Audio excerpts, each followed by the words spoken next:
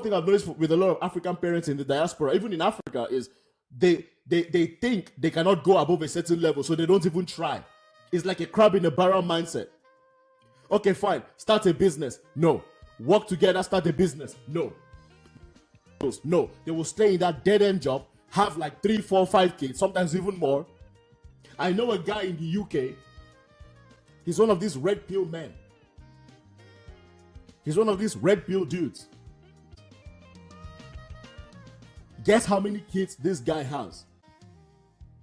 You want to guess how many kids this guy has? But he has all the smoke for women.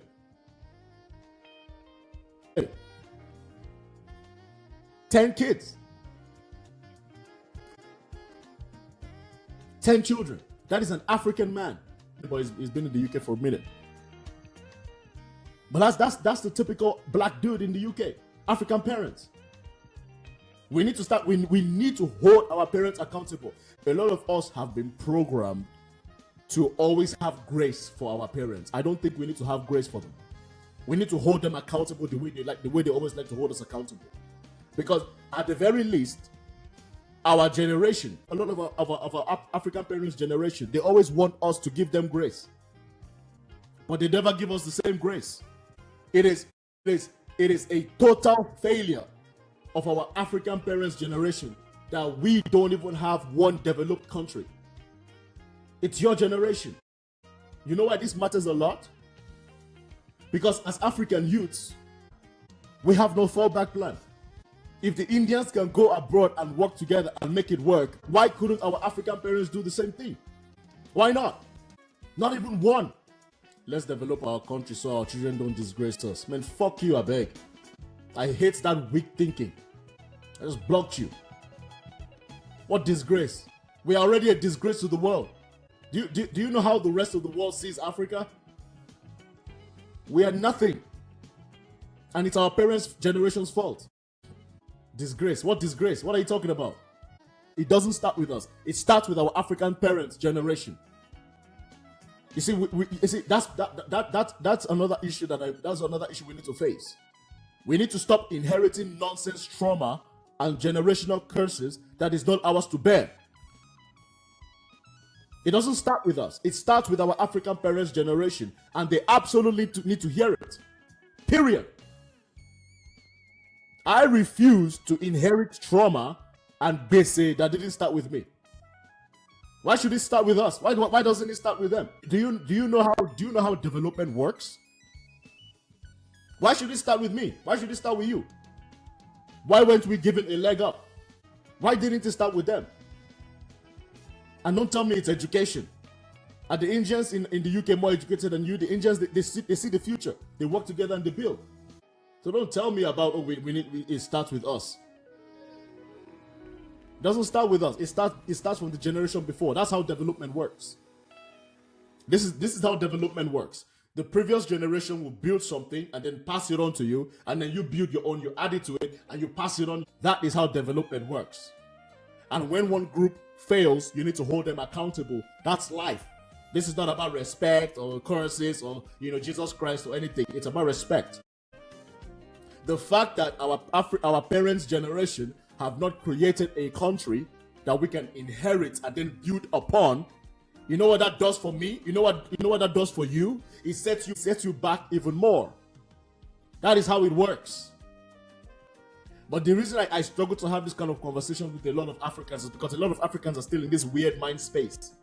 I even saw you guys talking about boycotting Asian shops. What the fuck does that even mean? Why are black people always eternal complainers? It pisses me off sometimes, bro. I can't lie. Always complaining about shit. Boycott Asian shops. This is business. The reason you go there is because they have something you want. Abi? Is that not how business works? So those of you in the UK that are talking about boycotting Asian shops, did they send you to go there?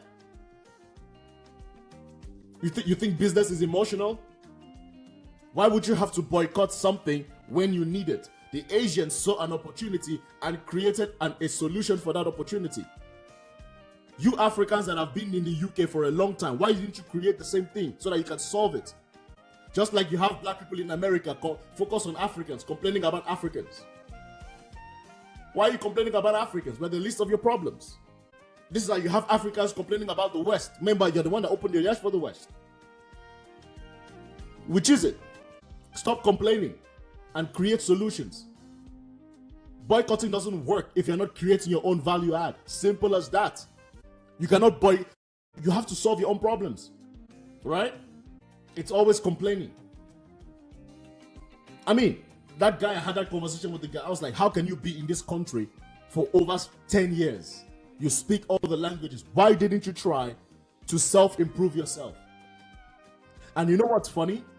He's in his early 50s. His mates that came from Eastern Europe, his mates that came from Asia, his mates that came from Pakistan, from India, from South Korea, his mates that came from Latin America, they have figured out a way to improve themselves. His colleague, the same age as him, his colleague is now a warehouse manager.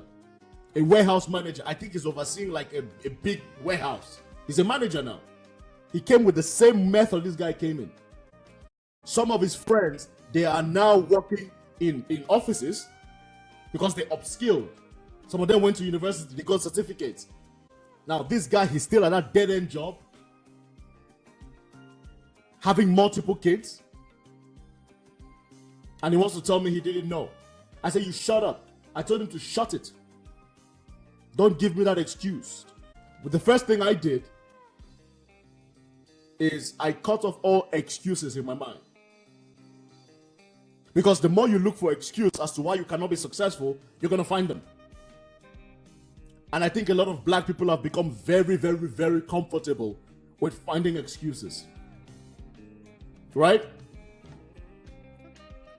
The more you look for excuses, you're going to find them. You'll find them a lot. Like, we need to cut this bullshit, man. I'm sick of it. We need to cut the BS, right?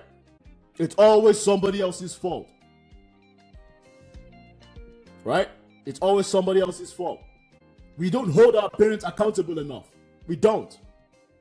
We do not. We don't hold our parents accountable enough. Yo, M1, what's up, brother? You good? I saw your DMs, bro. My phone has been acting up. I gave my phone to my friend to sort it out for me. I got the notification on my watch. Yeah. The solution is simple, Matovu. Hold our parents accountable. Let them know they fuck up. It starts there. Okay? It starts there. What's up, Teresa? You good? That's number one. Let them know you guys are fucked up as a collective. And you know what? You know why it starts there, Matovu? Because even today, if we look at Africa today, right? Our parents' generation are still there. They don't want to leave office. So what are we going to do? They don't want to leave office. Look at Cameroon. Look at Nigeria. It starts there. I mean, I had this conversation with my dad. Because I hold my own dad accountable, and you guys don't know. I'm like, don't talk to me about Jesus Christ, man. I told him, don't talk to me. I don't want to hear about Jesus Christ, buddy. I don't care. You guys have failed me. I told him. Your generation have failed me. He didn't know what to say to me. Because he knows it's true. Whoa. Why are you telling me about Jesus Christ? For what? There's bandits and Fulani headsmen causing riots in the country. Corruption has been going on since I was born. Your generation has done absolutely nothing about it. What has Jesus Christ done for Africa? Somebody tell me. With the way African parents love Jesus Christ, I would have thought Jesus Christ is helping us move forward. And somebody put in the comment section, especially if you're Nigerian, what has Jesus Christ done for us? Somebody please tell me. I really want to know. This Jesus Christ that we hold for our head. What has Jesus Christ and this prayer that we always put forward? Name 5 things that prayer has done for Nigeria as a country. I really want to know. And give me tangible things. Don't tell me the gift of life. I will pour water on your head. If you put in that comment section, oh, the gift of life, I will slap you virtually. I'm sorry. I'm joking, of course, but what? The gift of life? That is all? I'm sorry, I didn't mean that. I was just joking, Sean. Can we be practical? We need to become practical as Africans, man. Guys, dang. Hey, Miss Andy, what's up? Hope you're doing well, man. Good to see you. I'm seeing some familiar faces, man. Sorry, guys. I know I've been. Yeah, Cecile, what's up? I've been missing in action because I was. I'm changing career. I'm gonna say without saying too much. I'm changing career, so I needed to really lock in on studying. Luckily, I've done my first phase of study, so I can have a bit more clarity in my head. But I'm kind of back. I'm not really back, but I'm kind of back. How do you feel about interracial relationships? Well, as long as you end up marrying a black woman, that's it. I personally think black people need to marry each other. My preference is West African women. I've said that many times. But if you guys are just, yeah, I'm not a fan of both people coming together in marriage because marriage is important. But if you guys are just clapping cheeks, sure, whatever, I don't care. But if that ring on the finger, she's got to be black because marriage carries a lot of power. Marriage is legal. If you end up carrying wealth, if you end up making money, you want to make sure that money goes to your community because other groups do it. White men sleep with black women all the time. They don't marry them, right? Indian men, have you noticed that Indian men, anytime they want to get married, they always marry an Indian woman. Yes, they might. I know these guys. And when I was in the United Nations, they will sleep around with all types of women, white women, Indian, Asian women, even other Indian women, black women. They will be sleeping around. But when it's time to marry, especially when they know this guy is rising, Indian woman, it's strategy. Same with white men. Well, most black men marry black women anyway. So I'm just saying that. So there's nothing wrong, in my opinion, with sleeping around. But when it comes to marriage, you better make sure. Yeah. What happened to your post? Yeah. I'm. To be honest, user, I'm kind of sick of the black talk. If I'm being honest with you. Anyway, that's the way I see it. Man, this is why sometimes I'm a bit cautious with this audio. But that's my take. That's my take on interracial relations because I'm looking at it from a professional standpoint because it's also a power game, right? Like me, if I'm gonna get married, I'm definitely gonna get married to ideally a lady from my tribe. Ideally, I don't see myself getting married to a non-black woman. To be honest, I don't see it. I just don't see it. I don't see myself getting married to. I don't see it. I just can't because no, it makes no sense. Married, my ideal woman comes from my tribe. My ideal woman is an Ibibio woman or Efik. If she's not Ibibio or Efik, she has to come from the Niger Delta. Ideally from Cross River State, from Akwa Ibom State, from Delta, Bayelsa, I don't care. If I don't see her there, she's gonna be around Igbo area. Because my tribe, we have a lot of similarities with Igbos. I'm Ibibio, so there's a lot of. I mean, my state literally shares border with Abia. So I've never dated a Yoruba girl before. Have I dealt with an Igbo girl before? I've had an Igbo girl that had a crush on me big time, back in Nigeria. But that time I was socially awkward. I didn't know what Nyash was. I was a socially awkward at Gibraltar. I was a socially awkward at Gibraltar. I didn't know that girl was trying to give me some Nyash. I said, what is that? Hey! I swear to God, man. I was labor prefect, class prefect. But she was thick. Her name was Doris. Now I was busy looking at teacher. I don't know, so this girl, she did throw her back. I said, what are you doing? I said, I'm trying to focus. I'm trying to pass my exam. Can you focus? Oh, but anyway, Sha, it is what it is. We live and learn. No. I feel like women from southeast, women from southern Nigeria overall, I have no problem with them. No problem. If I end up marrying any one of them, I don't quite care. I love South Nigeria. I have a theory that if the north of Nigeria was not part of us, we would be one of the best countries in Africa.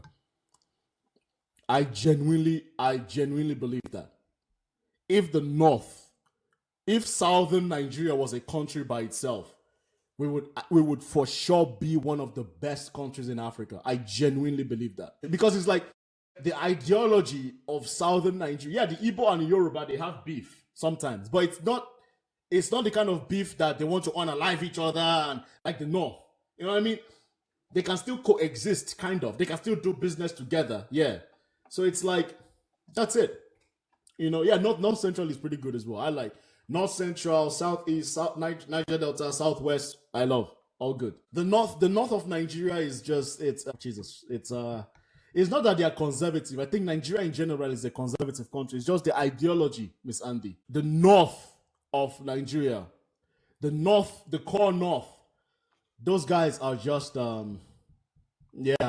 very, I don't know, their ideology is not the same as the South. Like, for example, if I talk to somebody from North Central, if I talk to somebody from Southeast, Southwest, Niger Delta, we may not agree on everything, but we can coexist. You know what I mean? We can coexist. When I lived in Abuja, which I love. When I lived in Abuja, my neighbor was Yoruba. My neighbor at the back was an Igbo guy. My best friend was Igbo. And one of my best friends in high school was a Yoruba guy. I had a good friend from Kogi. And like we had different religion too, by the way. We had different religious beliefs, but everybody was cool. When it was time for Salah, I would go and eat in their house. Or they would bring food to us. When it was time for Christmas or Easter, we would bring food to them, or they would come to. Like, it was beautiful. It was a beautiful thing. That is Nigeria for you. It was beautiful. I miss those days. We all lived. You understand? When it was Salah, bro, everybody, they go to the Muslim house to go and eat. We'll sit on the floor together and eat. Yes, we'll eat. We're looking forward to it. When it was Christmas time, my mother will call, will cook, will put in pot, we'll go and give them. No problem. That is Nigeria. That is how Nigeria is supposed to be. But what you have now in the core north and the Fulani headsmen, and they're trying to kill people, and I'm like, what the hell is this? That is why ideally, if I think Nigeria has to split, in my own opinion, Nigeria has to split. Hey, Mina, thanks for the gifts. Appreciate you. Nigeria has to split. We gotta split. We are too ideologically different to coexist. Too much. Too much. We're just not the same. The southern part together, the north, except the north central. I like north central. I like Plateau. I like Kogi. I like Kwara. I like Niger. I like Benue. You understand? But the northeast, the northwest, you guys can, I beg. You can join Niger. They can join Niger. Like, for real, genuinely. Like, I'm sick of these guys, bro. They add nothing to Nigeria and they take a lot. It's crazy to me. See? Look at that one coming with his viol. Look at it. Look at typical. Look at his name. Look at his name. Stop talking nonsense. Of course, that's how you guys are. Violent. Violent in text, violent in real life. Nothing but violence. Typical. You see? Case in point, look at the comment section. Is this the kind of person you want to coexist with? Stop talking nonsense. As if I'm talking nonsense.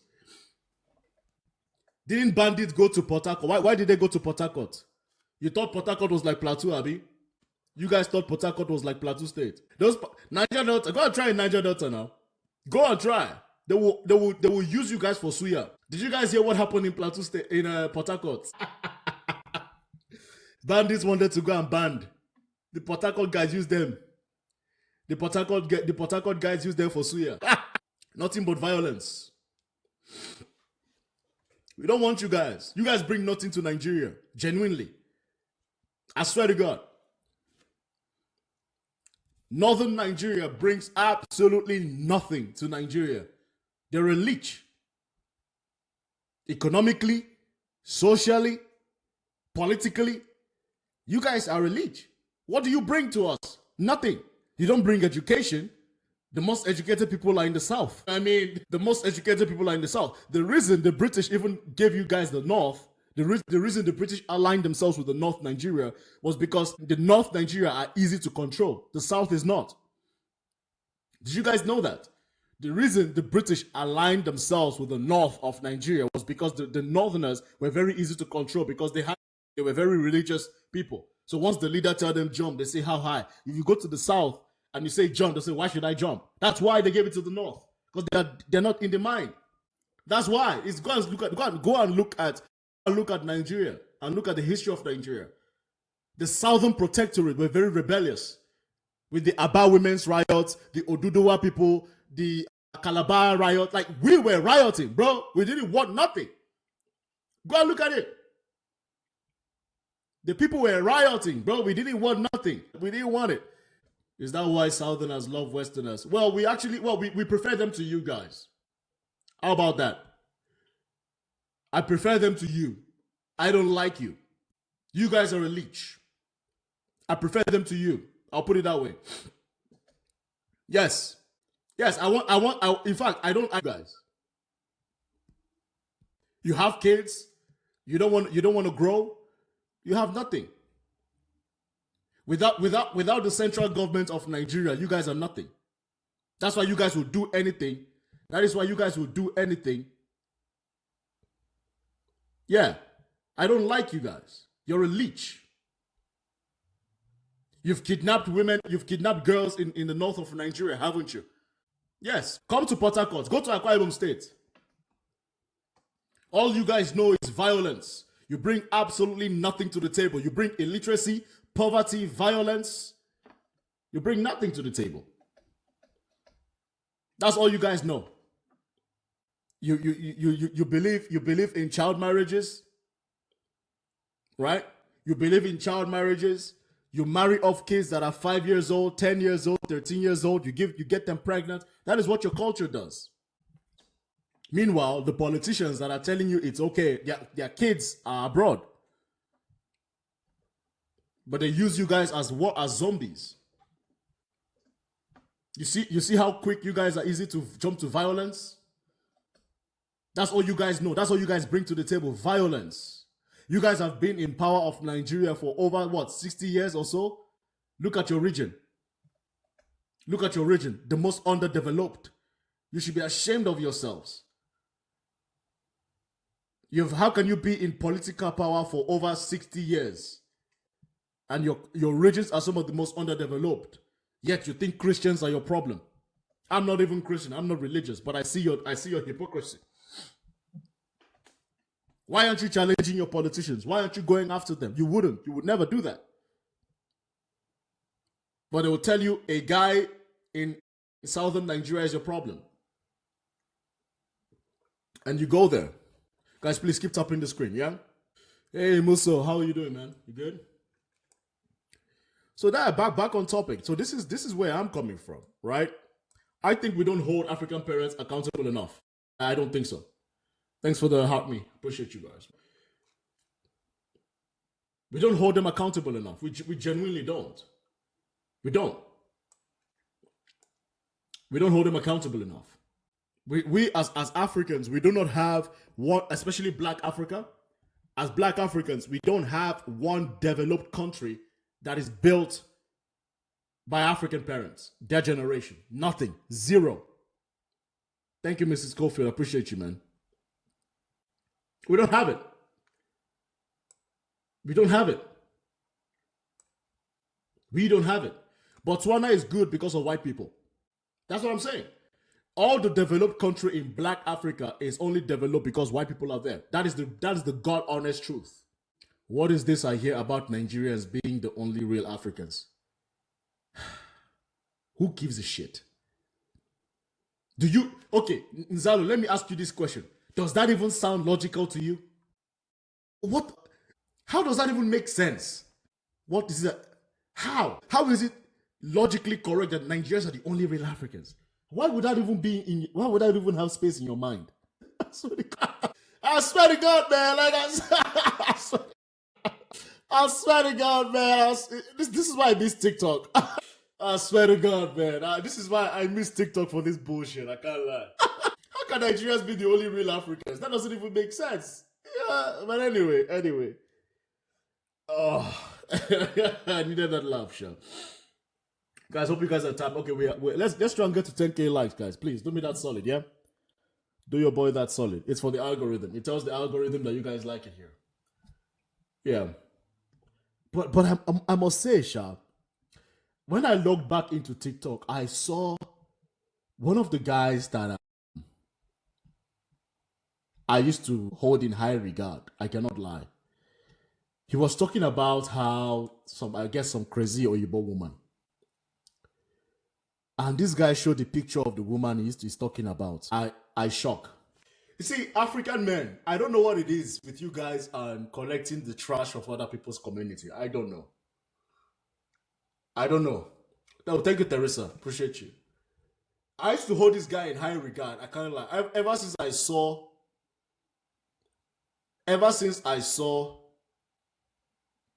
Nzalo, if you put such a comment again, bro, I'm gonna have to mute you because I don't understand what you're talking about. You would never imagine the guy pushing this narrative is Jamaican claiming to be Igbo. If a Jamaican wants to claim Igbo, who cares? How does that change your life? You see, this is something that a lot of black folks need to understand. Like, why is that such a big deal? Nzalo, can you come on? Let's have a quick chat, please. I'm going to send you an invitation. I just sent you an invitation. Why is this such a big deal? Can I? No, I genuinely, I just want to have it because I want to know why this is such a big deal. I just want to know. I'm not trying to be funny. I promise you that. I just want to know. Like, why is this such a big deal? That somebody will say you're the only real. I'm not trying to be funny. I promise you. I just want to know. Because personally, I don't see why people are so focused on it. But welcome, brother. Welcome. Yeah, it's just that it's sad, man, to hear our Nigerian brothers getting behind this guy and saying this, we are not Africans. And they've got maps and DNAs, and they're trying to tell us that we are not real Africans. Zulus are not real Africans. We are not from Africa. We invaded Africa and killed the people in Africa, unalived in jail. You see all this nonsense. How would you feel? Someone telling you your ancestors came into Africa, unalived people, you are invaders and all this. How would you feel? I wouldn't feel anything. You will seriously? Yeah. You know why? You know why? Yeah. Can I tell you why I wouldn't feel anything? Yeah, tell me why. Because I don't care. That's opinions. Maybe you know why I feel some type of ways, because I once respected this guy. I once really respected this guy. But Nzalo, you have to understand. This is TikTok. This is social media. Everybody has opinions on something. You cannot always let your day be influenced by what strangers do. People are going to have opinions. Do you know what people say about Nigerians all the time? A lot of things. Some of them are valid. Some of them are not valid. I don't care. I don't care enough to be going back and forth with people. So I move on. Yeah? Yeah, I hear you, brother. I hear where you're coming from. South Africa is different to Africans, and that's logical. So typically when I see such talking points, I just ignore it. I just scroll past because it makes no sense. So you see where I'm coming from, yeah? I see. Awesome. All right, but you take care of yourself, right? Yeah, you take care of yourself too, brother. So guys, I'm gonna make this point before I continue, right? I had this guy, right? Nigerian guy. He's been on my live sometimes, and he was talking about, the kind of girls he used to deal with. This was back like some months back. And I logged in on TikTok today, bro. I saw this guy has a story time on his page talking about some woman. He put the picture of the woman on his. I look at the woman many times. She's a white lady, white woman, not a lady, white woman. She looks like a grandmother, right? And this guy was talking about how he paid for, they wanted to get to know each. This guy looks like in his late 30s, early 40s, bro. Yeah. Get to know each other. I'm like, this is what you are stressing yourself over? I don't know how to say this to keep it respectful, but let's just say that woman in other communities, she would be a backbencher. I'll put it that way. that woman would be a backbencher in any other community. In fact, if a man from any other community dealt with her, she would not be seen. Let's just say she's the kind of woman that a lot of men with some movement in life will only see her after 1 a.m. Let's just say she's the kind of woman that you expect she already has 5 grandkids. Let's just say she's the kind of woman you see and you're like, you know, she was probably alive during the civil rights. You know, she saw Martin Luther King. You know? She shook hands with Martin Luther King. Right? Let's just say if you saw her, you would say, okay, that's the guy. That's the guy! I lost respect for the guy. What? Douglas, I can't lie. I say, what? No! I'm sorry. What the fuck is that? Douglas, why did you put a picture? Bro, see, I don't even know why this guy put a picture. Douglas, yo! I'm like, why did this guy put a picture? I don't even understand what's going on. What the fuck is that? Why did he put... I'm like, this is the kind of thing you deal with? This is why you see a lot of these women that are washed up. They feel very confident in African spaces because of guys like Warlord. What is that, bro? That is why you see on this TikTok, you see a lot of these, women that are cosplaying as African women. Or Igbo first wife, and you look at her, she's looking like a very interesting thing. She's interestingly built. Talking about Oyibo first wife. Who would give you first wife? How dare? Come on, shut up! But I don't blame women like that. Because guys like him have given us such a woman that she will see me and think she can get me. Because of guys like that. Who put them on this pedestal. Man, are you crazy? How dare I would be offended. That is what you are stressing over? Apparently she catfished him, so maybe that could be it. But anyway, someone is asking, should Nigeria split up? Absolutely. Nigeria should split up. Nigeria must split up. If Nigeria doesn't split up, the alternative is to go into federalism. We don't do federalism. We do central government. You know? We do central government. Guys, if there's an echo, I don't know what to do, man. Fuck it. It is what it is. We'll deal with it. You know? Yeah. And what's up? Welcome. Bro, long time. Long time no see, no speak. How are you? I'm good. How are you? I'm doing well. So I'll pass the mic to you. I'll mute. Let me see what's wrong with my mic, okay? Okay. I don't know if somebody else wants to come and banter, but I really like this topic that you started with. I'm a little bit overwhelmed with Nigeria's issue. I'm tired. But I really I like the topic of, our parents should be held accountable, because I think that, my generation, your generation, because I know I'm older than you, Kingsley, my generation, the next generation needs to, I think for us as Africans, the reason why we are not, quote unquote, changing is that we are upholding the standards of these generational curses, the things that the colonizers did, passed down. We've normalized it. Like I was talking to somebody today and I said that, I speak as a Nigerian. I'm not speaking for other African countries, but I think that the average Nigerian would look away if something bad is happening, as long as it doesn't affect them. That's what our parents used to do. And in my own opinion, that's also part of where we don't hold each other accountable. Like if you, Kingsley, if anybody I know does something, it doesn't matter what I stand to gain, we should be able to say, no, bro, don't do that. That's not right. We shouldn't have an alliance of as long as, I can get something from you. I'll use an example of somebody in Nigeria, that's somebody that I deeply dislike, very dark man. His kind of advocacy, when you look at what he does, he's a critical symbol of what's wrong with Nigeria and how Nigerians themselves uphold this generational curses of oppressive system where justice is selective depending on who the oppressor and the oppressed is. Using this, I don't know if you're on track with what's happening with Burna Boy being cancelled. Remember, I've told you for many, many, many years, I was like, I hate Burna Boy. He's an African. I am seeing so many things about that guy. It's scary. Yeah.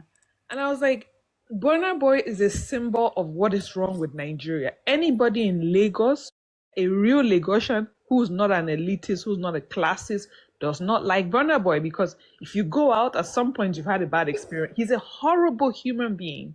So I'm very happy that the Americans did what us Africans, South Africans did it. I was very happy when they counseled him in South Africa. But I was like, Nigerians, shame on you that this guy kicked somebody that came on stage to hug him.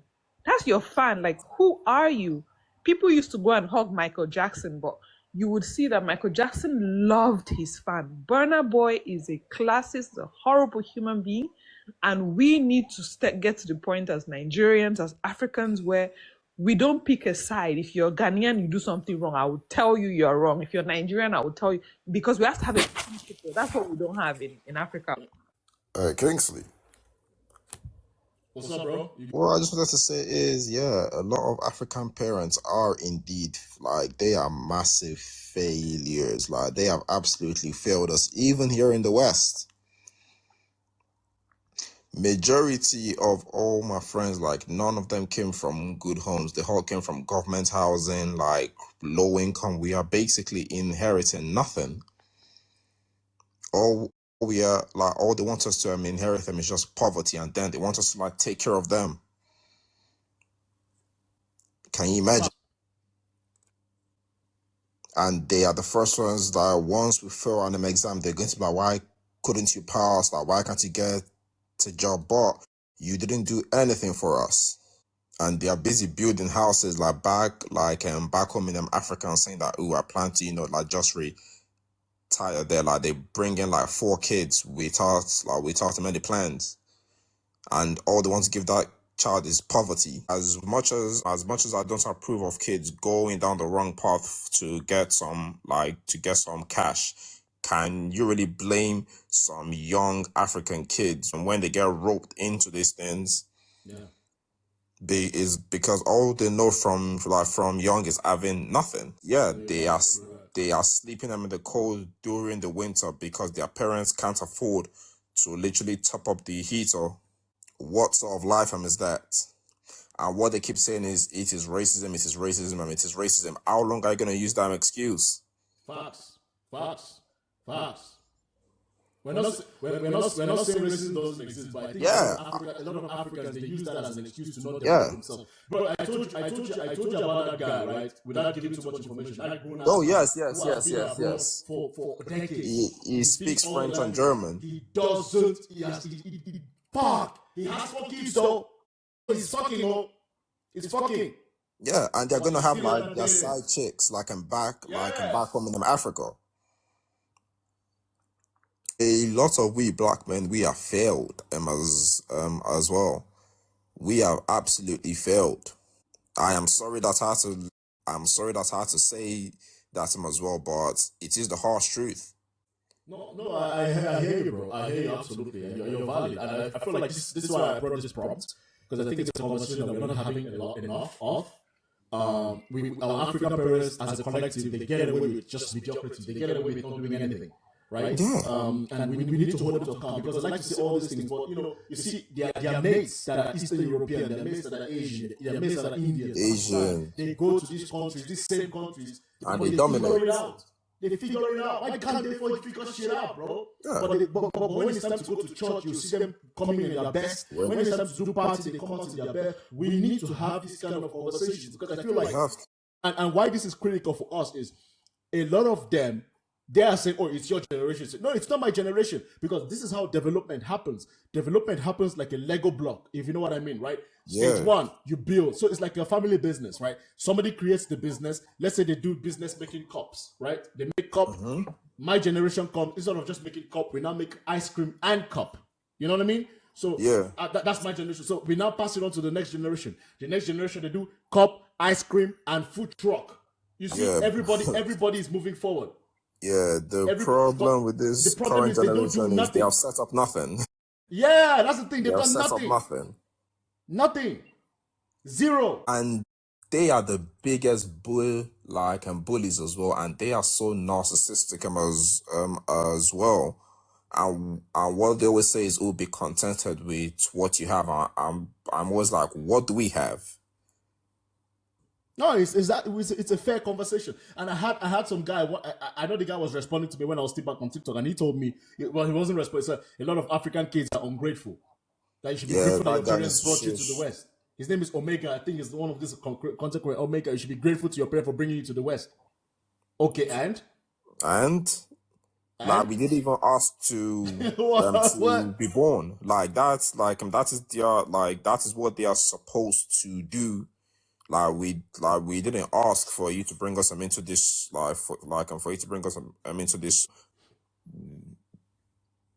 planet. So why the hell are you trying to say that we'll be grateful to them for and for the basics? Yeah, no, it's so crazy. No, it's just I feel like we don't have this conversation now. We need to start having this. We need to hold them accountable. We absolutely, because this is how life works. Life is not about emotions. Like we need to. I feel like a lot of Africans are so caught up in this emotional, but parents, father, son, Holy Ghost shit. We need to cut off that crap. We need to look at how life works. A lot of things we categorize as generational curses. It's not generational curses. It's self-inflicted. How do you expect your community to grow when you don't have any foundation? That's not how life works. How do the Indians and the Asians dominate? It's not rocket science. It's collaboration and building foundations. That's it. That's all they do. They work together and they create something. I just saw this lady. I actually like her a lot, but I disagree with this take. Boycotting Asian shops. Can you imagine? There wouldn't be a need to boycott something if you have your own options. The Asians created. So of course you need it. This is business. This has nothing to do whether you like me or not. If there's a need, I'm going to create a solution. That's business. So the fact that Asians are selling black, quote unquote, black products in the UK, like, why couldn't you do it? Exactly. Why didn't you do it? Why always fucking complaining? That's my issue. Always complaining about something. Yeah. And one thing is, they love to cope. They love to make up all sorts of excuses. I mean, instead of them like getting up and putting in the work, they tried to say that, like when Asians first came to the UK, they got like big loans. I was like, what? Which by the way was a big lie. That was not true. That's not true. Asians. That's what they say to themselves to make themselves feel better.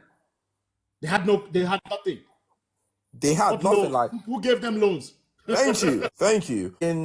In fact, 8 Asian people used to they used to share like one bedroom, so they could basically save them a lot just to start their own business. Hey, Kingsley. Hi, Jacinda. I'm going to come to you in a minute, but just to give you some context, I'm literally go. Even here in Switzerland, bro, I'll tell you how they work. Yeah. They come in, right? They start. Of course, they have typically one guy that's already established. But these guys, they will do all sorts of jobs. They are doing delivery. They are living in, like, the guy that serves me kebab, right? He's Kurdistan. He lives in a house with like 6 other people. He pays $700 per month, right? He's doing kebab. The other guy is doing construction. One guy is doing something else, but they're all productive. They're all working, right? So at the end of the month, they all put money together, bro. You understand? They all save money. And then once they save enough money, then they can now use that money that they've worked hard to save to now open a business. You see. So that's how it works. But a lot of African parents and Africans, we think that we say these kind of things to ourselves to cope for our failures and our lack of long-term thinking.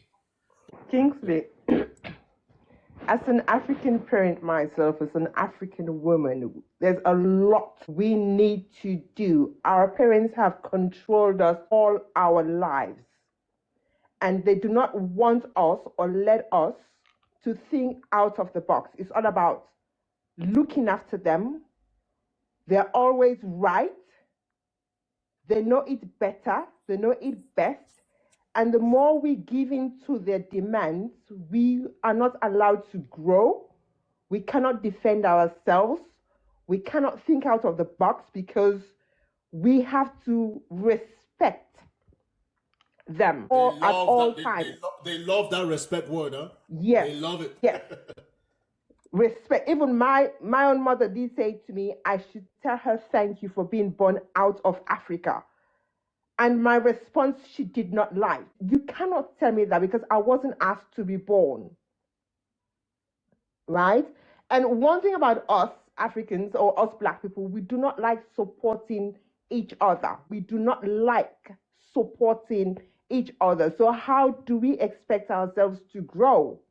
There's a lot of things that we need to do to make us as Africans grow, or to make us as Black people grow, or to just to generate that extra income. We need to stop being lazy and stop making a lot of excuses. We need to push.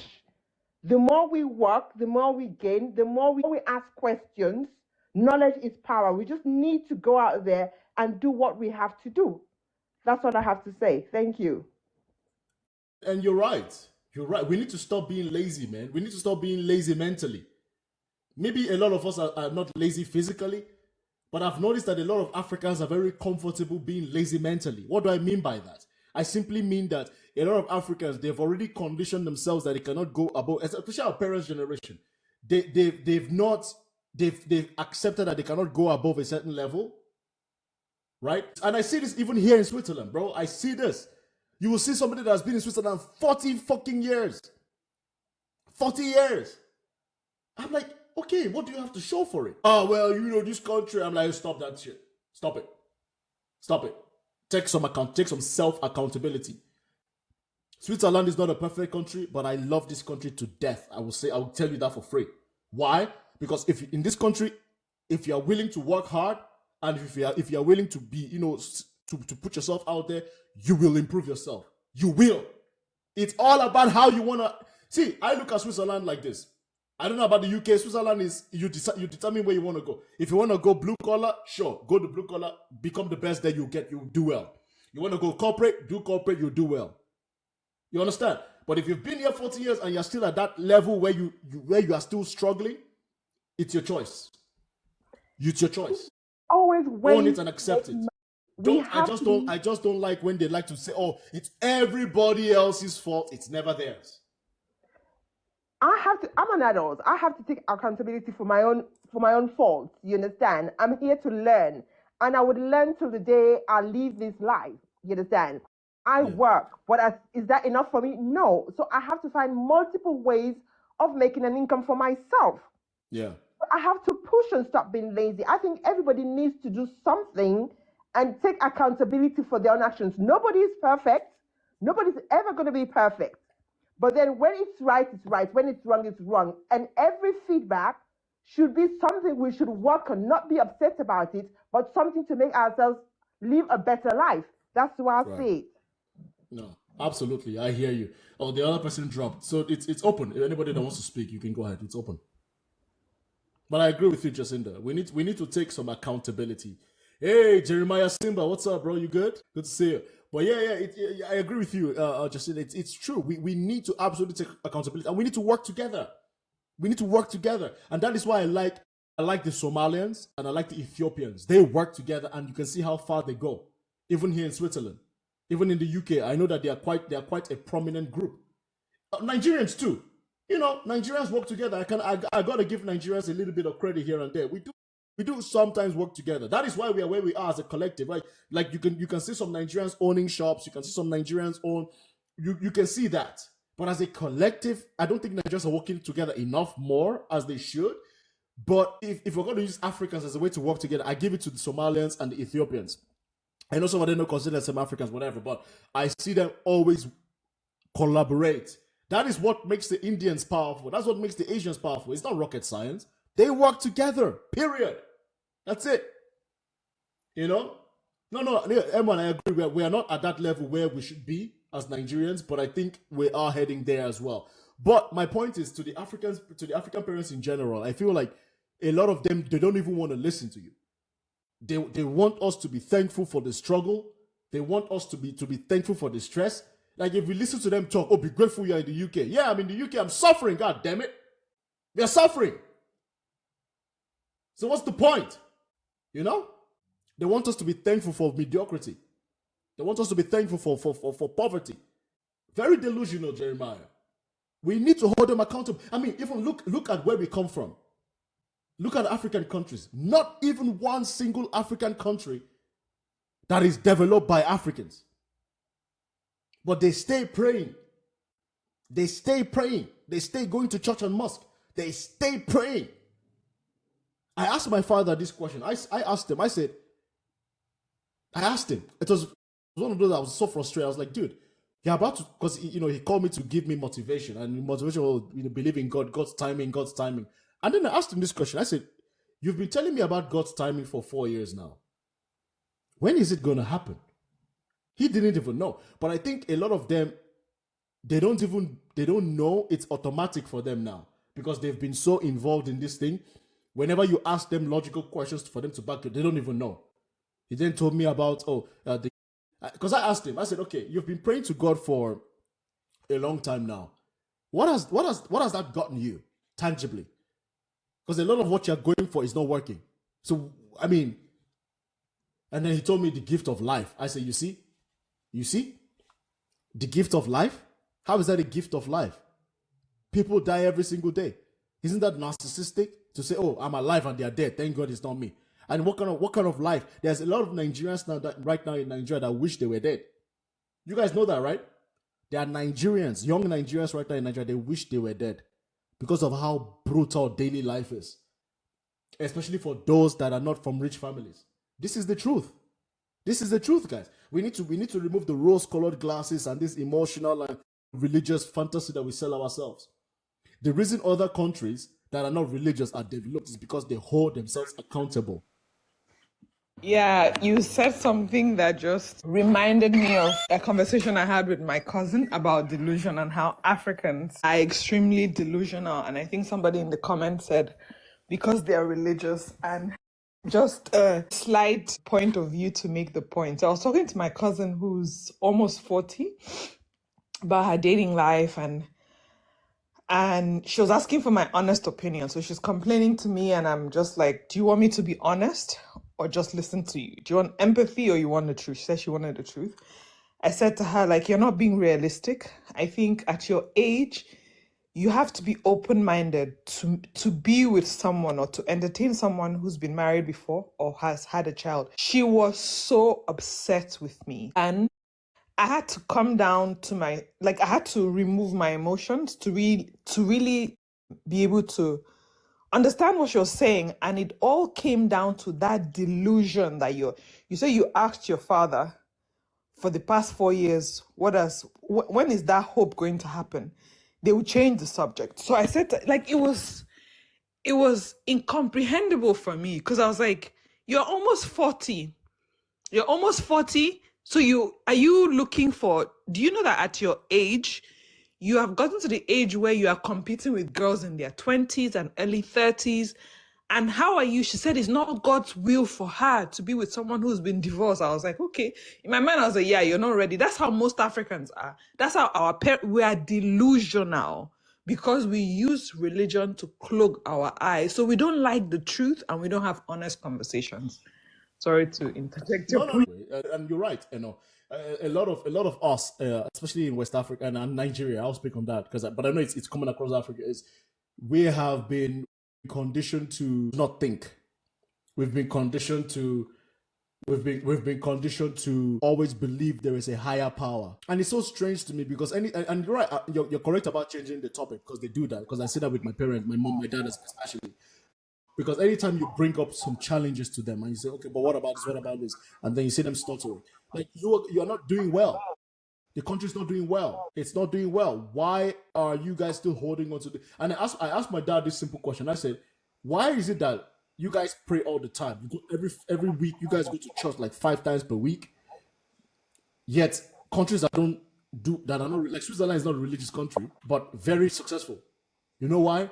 Because they are practical people. And I asked him, who do you think, if God does exist, who do you think God is going to bless? The people that went to church 5 times and are still corrupt? The people who did not optimize the resources that was given to them? The people who let tribalism and classism control their lives? Or the countries that are not religious but have used their wealth to improve the lives of others? Who do you think, quote unquote, is God that you guys bow will bless? That was one of the questions I put forward to him, and guess what he did? Like you said, he changed the topic. He changed the topic because that's the truth. That is the God honest truth. It's not about prayer. It's about what have you done with what you got. And this is the thing with a lot of Africans. A lot of Africans in our parents' generation, they've become super, super comfortable with mediocrity. And delusion. Their expectations on us. Why aren't you like your friend? Why aren't you like your colleague? Why aren't we doing the same thing to them? Because we could very much say to our parents' generation, look at China. Your generation, they've given my generation, the Asian equivalent of me in Asia, they've given them Singapore, no?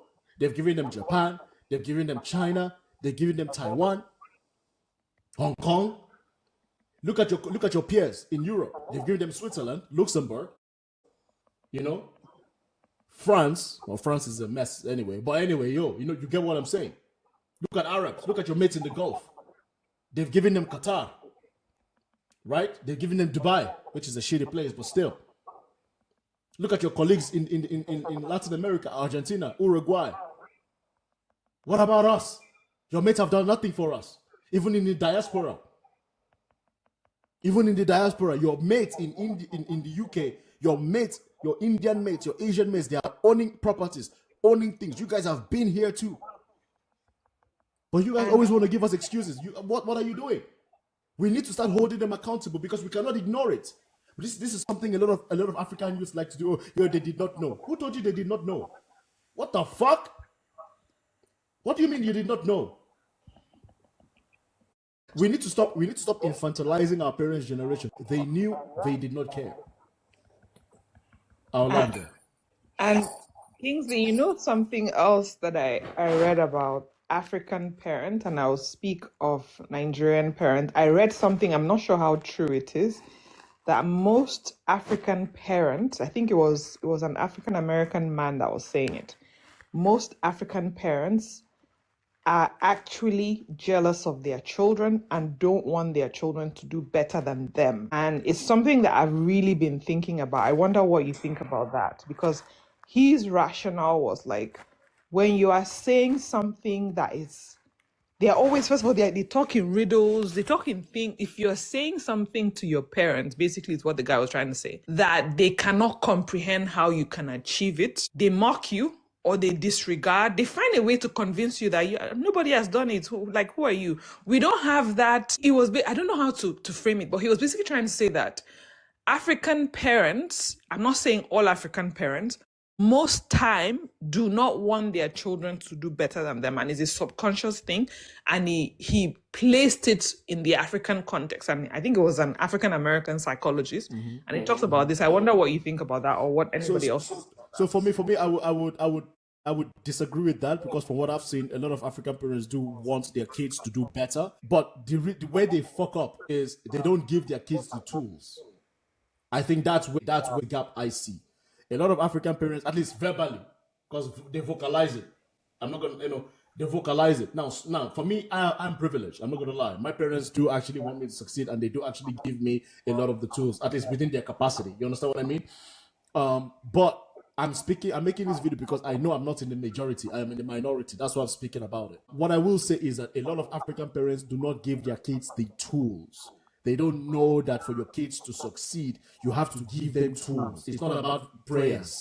It's about tools. The world, the direction this world is heading into right now, if you don't have any tools, the less tools you have in this world we're entering, you're going to mess up terribly, even more. It's hard now. Imagine the direction we're heading in now, right? if your kid doesn't have some type of, if you don't have investments for your kids to give them money to pay for school, if you don't have investments for your kids to have some type of money in the bank, some connections, like this is how it works. This is what's supposed to happen. But if you just bring out kids into the world, you have 4 or 5 kids, you don't have enough money. You're creating a cycle, a toxic cycle. This is how quote unquote generational curses work. So my point to you is that I think a lot of African parents want their kids to succeed, at least when they vocalize that. I think where they mess up on what they don't know is they don't provide the tools. They think just having the child, you know what I mean, you know? Just having the child is enough. And that's it. That's what I notice. What do you think, Eno? I was going to say, I think... Please, what do you think, Eno? Yeah, I see what you mean from, I don't know. I'll find that video and send it to you. Maybe I'm not voicing it well, and somebody was saying it in the comment. Okay. And I was responding to someone that as long as they mold you, there's no capacity for a child to evolve and be creative and think that there's no ceiling. They always create your life for you and you have to follow a path. And once you want to do something outside of the ordinary, they don't want that because they've never done it, so they cannot conceive the idea of you doing. I don't know if I'm framing it well. Like they try to shape your life for you. But Asian parents, I think African parents do that with similar to Asian parents. Like I know a lot of middle class parents do that. I come from a middle class background. My father wanted me to be a scientist. You know how they all are. I was like, bro, that's not for me, buddy. But that's not me. But anyway, let's give those who haven't spoken a chance to speak. M1, Jacinda, you have quick comments to make? Going one, going twice. Yeah, let's just say this, that also religion too has kind of taken the drive away from a lot of African people because it tells them things like, oh, that getting them a lot of cash is the root of them all evil. And also, it is also used to cause violence as well. I mean, look at northern Nigeria, for example. They are busy using them Islam to cause them all this chaos. And what's crazy is the people that even give us these religions, when you go to their places, like they are no longer that religious. I mean, look at the Middle East. They are slightly moving away from religion because they want to become more Western. Exactly what the brother said. I think a big part of the reason why we're not mentally a lot of us are mentally not in the game and living this kind of fantasy is, I think, a lot of it is religious psychosis. A lot of it is the way we practice religion as Black people. Thank you, Africa. Debunked. Thank you very, very much. Like religious psychosis is so real among African people. Thank you. Please do not interrupt. Thank you. It's good. I agree with you, Amon, but let's let him speak, please. Thank you. Go ahead. Yeah, I think this level of religious psychosis, and I think that we specifically as Black people, we practice this unique form of kind of colorblind religious unity. We create these religious blocks, whether it's Christendom, whether it's the Ummah, that don't exist in reality. Nowhere else in the world do they put like their religious brotherhood with African people above like people of their own race. So like there is no Middle Eastern, there's no Arab Muslim that is putting an African Muslim above an Arab Christian. There is no white Christian in America that is putting a white atheist below saying my brotherhood with an African Christian is more than my brotherhood with another white American who just happens to be an atheist. We are the only ones who do this. Race comes first. Oh, 100%. Everybody else is doing race first. The Arab man will say, hey, my Christian Arab brother, before he looks at an African of any extraction. The white man will say, my atheist white brother, before he looks at an African of any extraction. But it's only Africans that have this kind of psychosis, this kind of colorblind view of religion that nobody else practices. Especially in the evangelical church, this fear of death that is practiced, that is preached, that is really, really, really dangerous. This kind of like this normalized kind of terror towards the idea of death. I will not die in Jesus' name. This fear of death. Great point. This, and I think that for me, one of the ways I've seen that manifest in my real life is that my parents refuse to talk about like to really talk and flesh out their will. I tell my parents, hey, my parents, you guys are getting elderly. You might want to flesh out like who gets what. Because I told them, hey, you've seen the Okafos, how like inheritance has mashed up their family because their parents didn't flesh it out. And now you've seen how people are scrambling after you've seen what happened to the Mossos, you've seen what happened to the Okafos, you've seen what happened to the Okerekes. And I'm saying, hey, our family is not any better than their families that fell out because of lack of clarification about who gets what after a family patriarch loses their life. And I say, hey, you've seen how like family squabbles can start because of lack of clarity. Please, whilst you're alive, it would be very helpful to be clear who gets what so that everybody is clear and it's in front of everybody. And their response is, I will not die. I was like, what does that have to do with anything? Of course, but it's this kind of fear of death and like seeing the inevitable and them saying, I'm more invested in like this kind of religious psychosis I have going on than saying, you are going to die, we are all going to die.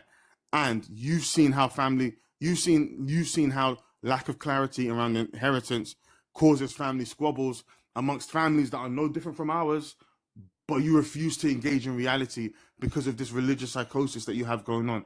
And very likely my family will run into the same issues as all these and we saw it coming. Can you understand my frustration? Like us being able to anticipate problems, showing them solutions, and them being so caught up in their religious psychosis, and they're like, nah, I will not die. What does that? What? So I hear you. You made a fantastic point, man. Great point. And there's a lot of things I'm going to circle back during open panel. But one thing I'm going to say is this: that is why I really recommend for Africa to really take a new path. We have to delineate from our parents. This might sound harsh. You can respect your parents, you can love your parents, but you can take a different path. Like I'm doing. I've delineated from my parents. That doesn't mean I don't take care of them. I do. I love them, I respect them. But there's a lot of mindset that they have that I have just snip. I have snipped the fuck out of it. Because it doesn't work. It doesn't work. The first thing I delineated away from is religion. I personally think you should not indoctrinate your child into your religion. I don't think so. Islam or Christianity. Let that child, when they grow up and they can think for themselves, they decide what they want to be. That's just how I am. I will never make a child, I'm not religious anyway. And even if I'm never going to say, you have to be, I'm not going to say, you have to be like me. When you are 20 plus and you can think, yeah. That's what I mean by delineating. We have to unlearn so many things.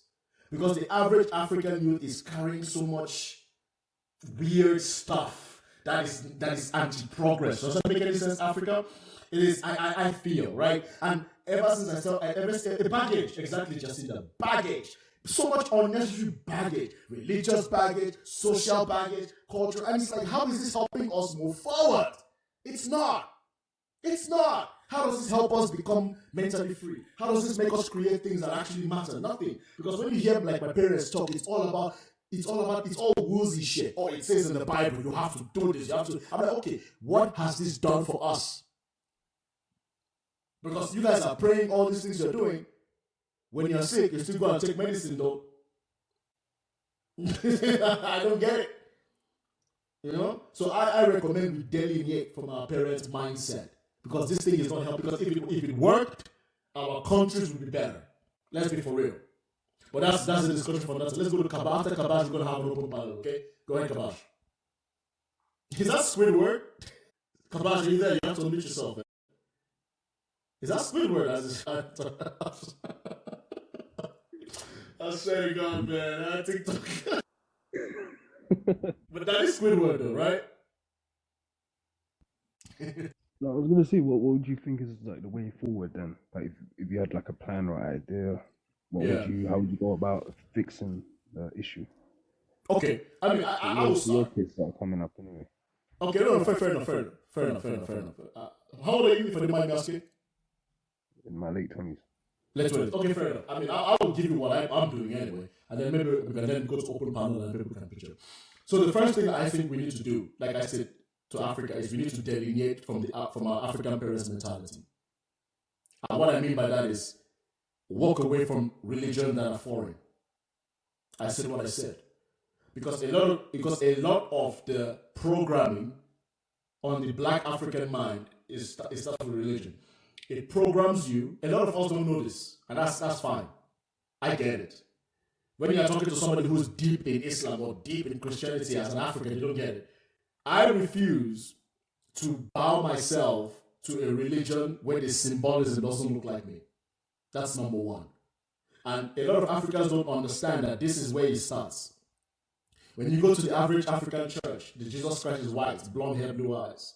When you go to the mosque, whatever figure is on the wall is a fair-skinned guy that looks like a guy in the Middle East. That's wrong. Because as it starts there, you're programming me to see myself as inferior, and I need to go to somebody that looks like that. Even if some people say Jesus Christ is black or white, I don't care. What's the symbol? The symbol is not black. So that's where it starts.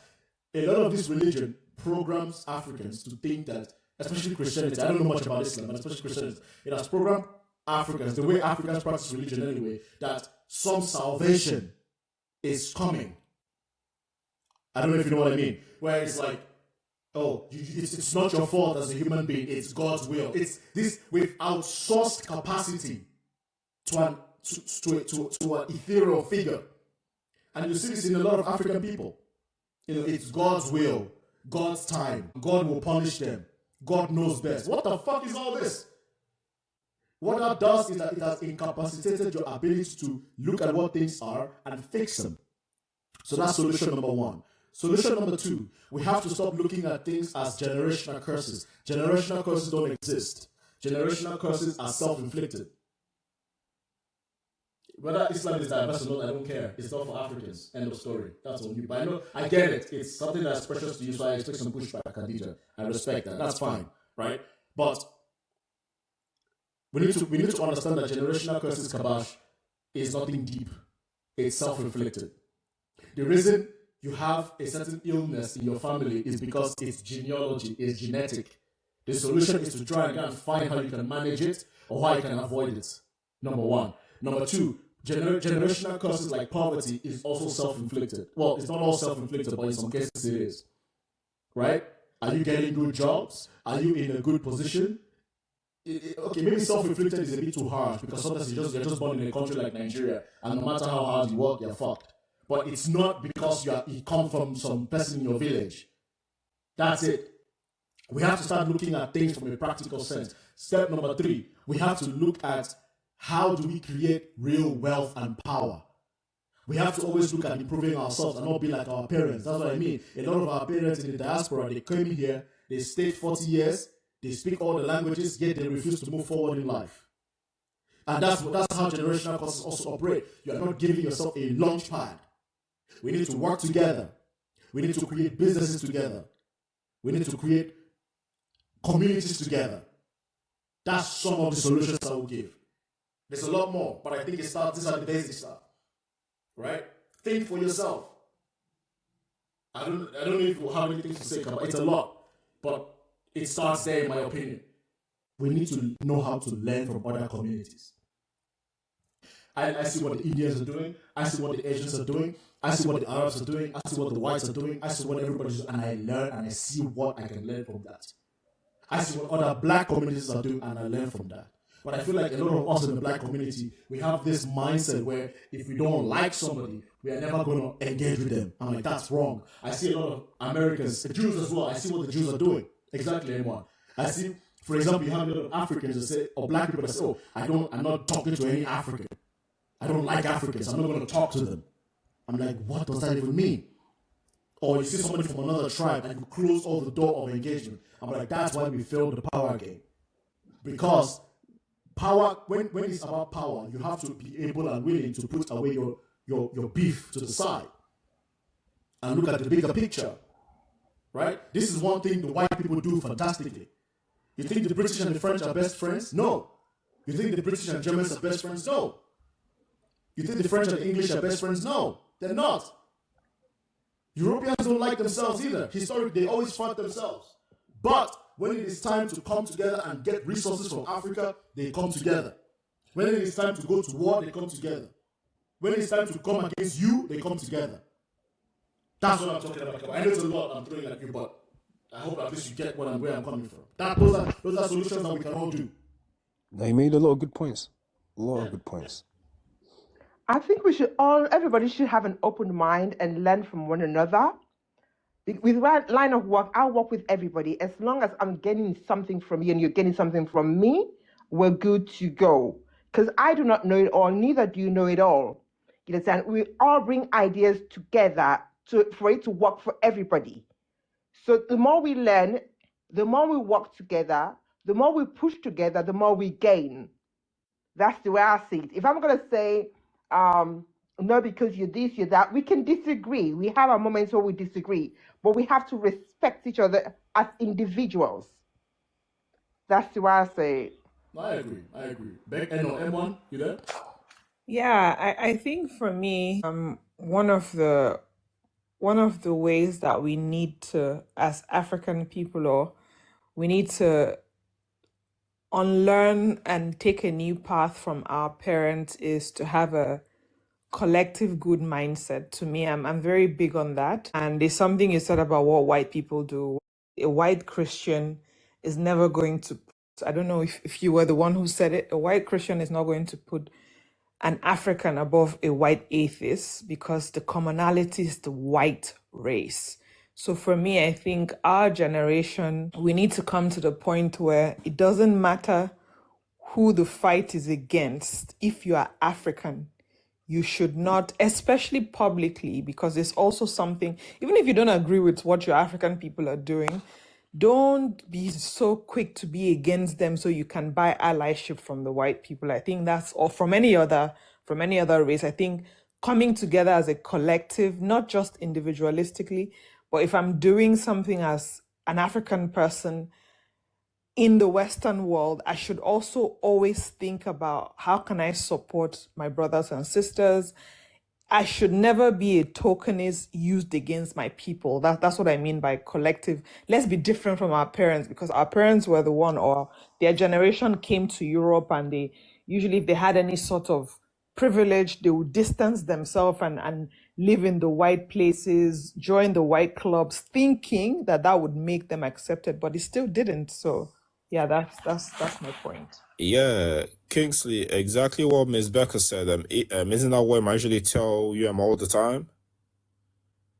Yeah, I usually say that black folks don't know how to gain power at all. Okay, look how Latinos in the Republican Party, they make sure that their spouse is still Latino. Look at Indians in the Conservative and the Reform Party here in the UK, who are in top positions. They make sure that their partner is still Indian. But as for black folks, they immediately they immediately get themselves a foreign girl, or already buy their houses in a whole different place. They just want to be they just don't want to be black. Which just means that a lot of black folks don't know how power works. But yeah, that's just all I have to say.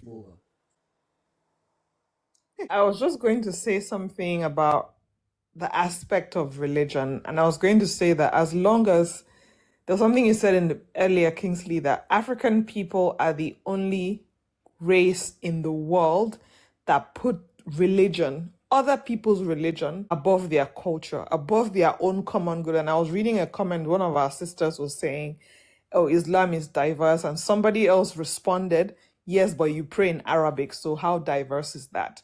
Thank you. And you also have to go to Saudi Arabia, right? Where by the way, they will treat you like shit. I know people that went to jihad and they came back, and this Rashid was telling me, was like, when he went, that he used to read about, he's a conk Muslim in Nigeria, and he told me, like, when he went, that it actually made him rethink. I don't know, can you hear me? Yeah, Masha, your audio is messed up. It messed up everything. So I don't know. Maybe you're in a noisy place. Come back when you're not in a noisy place, okay? Go ahead, Eno. Sorry. Yeah, so he said a lot of things to me, and he was like, he can never allow his wife go. That if you see the way they treated women that came, that now he came back, he has started questioning his belief. Like, really, should I be a Yoruba man, or why am I carrying Islam on my head when I went to Saudi Arabia and he paid so much money to go there? And he explained, he was like, first of all, he will never go again. Secondly, it made him question how we Africans think. So if you think your religion If you think, if you're so desperate to make a Jewish deity, because that's what he is, if you're so desperate to make a Jewish deity black so that you can feel better about yourself, you have to know that you yourself, you don't know the Bible. Because if you read the Bible and you understand the Bible, you will know that the God of the Bible was a Jewish God first. That is a fact. It's in the Bible. He was a Jewish God first, and all of you came second, and you had to come by the blood of Jesus. So why are we so myopic? Why are we so desperate for validation from foreign religion? You have your own religion, and if you want to be an atheist, be an atheist. But that's so much more different than for you to cleave onto, because that's what they always used to divide you. In the UK now, if you want to vote, if you ask the Asians to arrange themselves, they'll arrange themselves, but only the Africans will be looking for who's a Muslim. We should support this person because he's a Christian, he's a Muslim. But the Muslims, the Arabs, the Latinas, they will all move to their people, but we are stupid, yet we are worshiping their own God. I'll leave it there for now. Yeah, and I'm gonna say this. You cannot, and I say this to Africans. A lot of Africans don't know this. You have to understand this. A lot of even the ones my parents have. Religion also programs you to give you automatic loyalty, right? The average African who's Christian, they will automatically align themselves with the European. The average Arab in Africa will automatically align themselves with the Muslim country. That's it. That's all they typically see. So that's why I say it starts with religion. And if you see a lot of Africans that are not religious, they think smarter, they think better, they think clearly, they are more practical, because it starts. You understand? So, but a lot of African Muslims like to always say Islam is diverse. It's not diverse. You speak in Arabic. You have to learn Arabic, right? Why? Because it's an Arabic language. It comes from the Middle East. All the representations of Islam today are not black. You understand? So you have to understand. You have to understand something. So that's what, and I get it. It's a very sensitive thing, but it's the truth. It's the dark truth that you gotta know. They don't see you the same, and that's why I say for me, I reject any religion where I have to, sacrifice myself and then align myself with somebody that doesn't look like me. Would they do the same thing to you? Absolutely not. Would they? They would never put you above them. And there's no shame. That's life. That's how it works. So you have to put yourself above them. Oh, there's audio. Hello, can you hear me?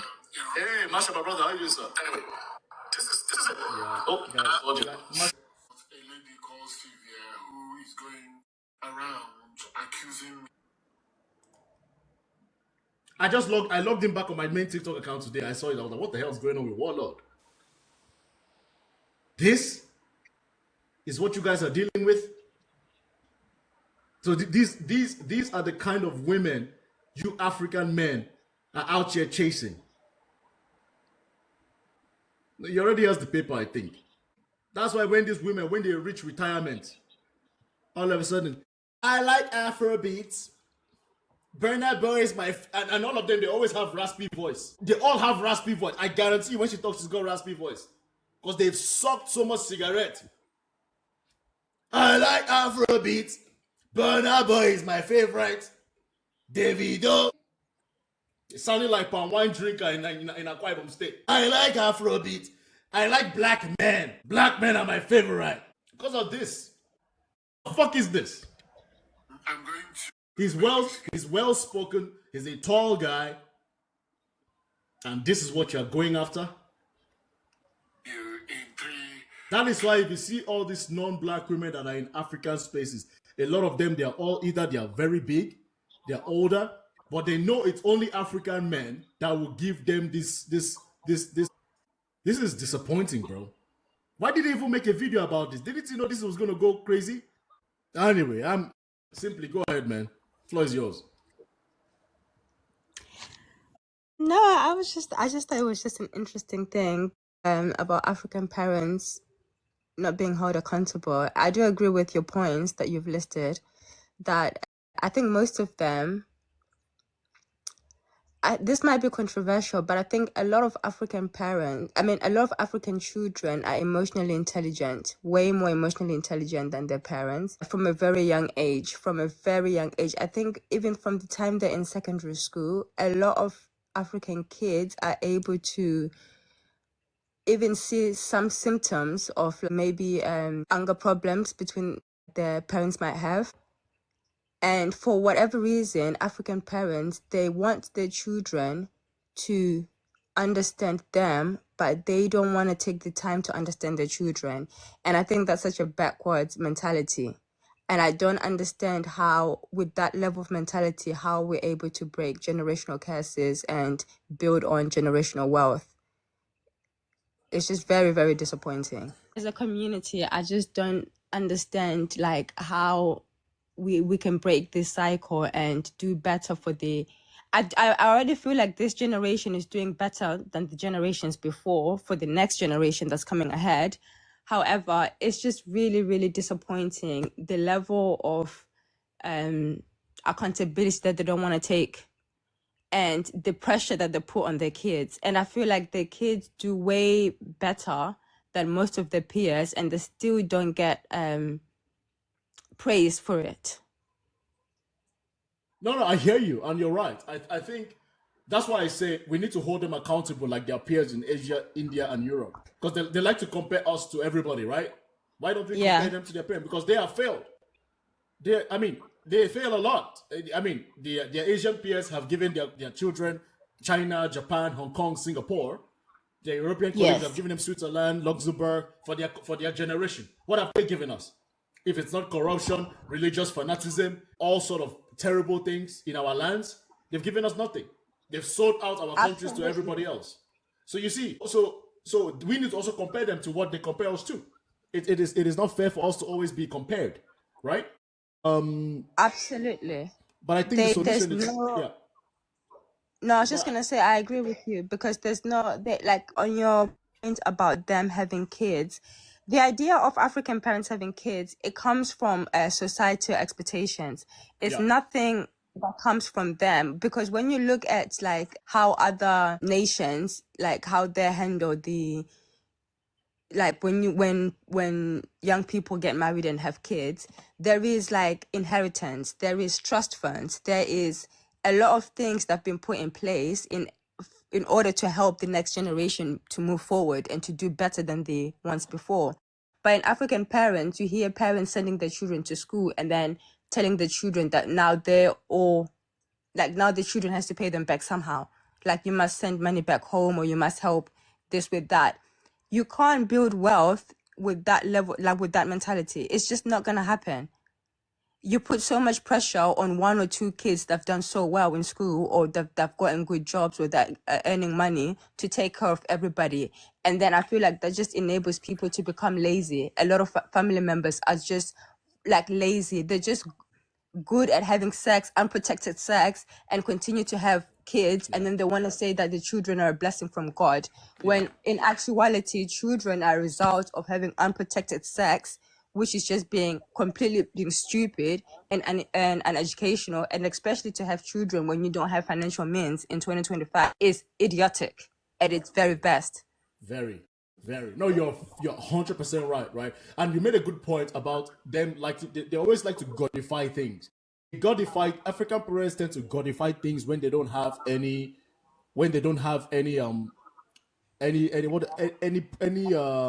comeback. It doesn't make any sense. Yes. Like they have kids because they godify having kids because they don't want to take accountability for not having protected sex or taking out the kid. I believe you can take out the kid if you're not really, because listen, I rather you have an abortion than to bring a child into a messed up situation, which a lot of African parents do. Like, I mean, let's be for real, man. God damn, a lot of African kids in the diaspora are born into uncomfortable situation. From birth, that child is now going to struggle their entire life, getting mental trauma and all that shit. You know, it's not easy, bro. Take the kid out. Or when they say, oh, I have all these kids, I had no choice. Yes, you had a choice. Thank you. I see many Black American women. I have 5 kids from 4 different men. I had no choice. What? What do you mean you had no choice? They have a choice. You have a choice. It's being lazy, and you have a choice.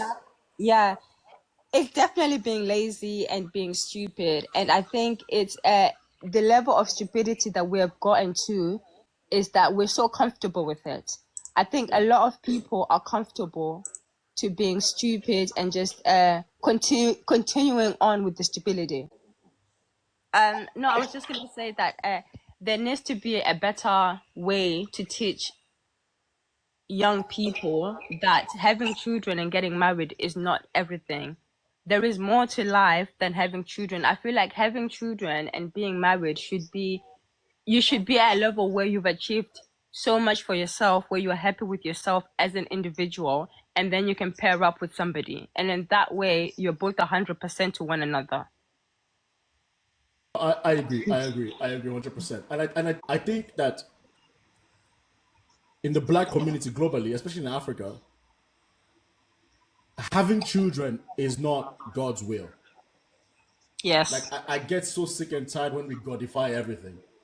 We godify things when we have no direct explanation. Oh, children are a gift from God. No, they're not. Children are a consequence when a man puts his D in a woman's P and comes inside her. Simple. Nothing more, nothing less. Yeah. And when you, in my opinion, if you have children, I get it. If you have one, it is what it is. You get me? One, it is what it is. But when you start having 2, 3, 4, sometimes some of them has 6 in Europe, and you can't even take care of yourself, that's abuse. Yes. That is abuse. Absolutely. That has to be abuse. That's gotta be abuse. I think it should be a law. If you are a man or a woman and you're not financially stable and you're having multiple kids, that should qualify as abuse.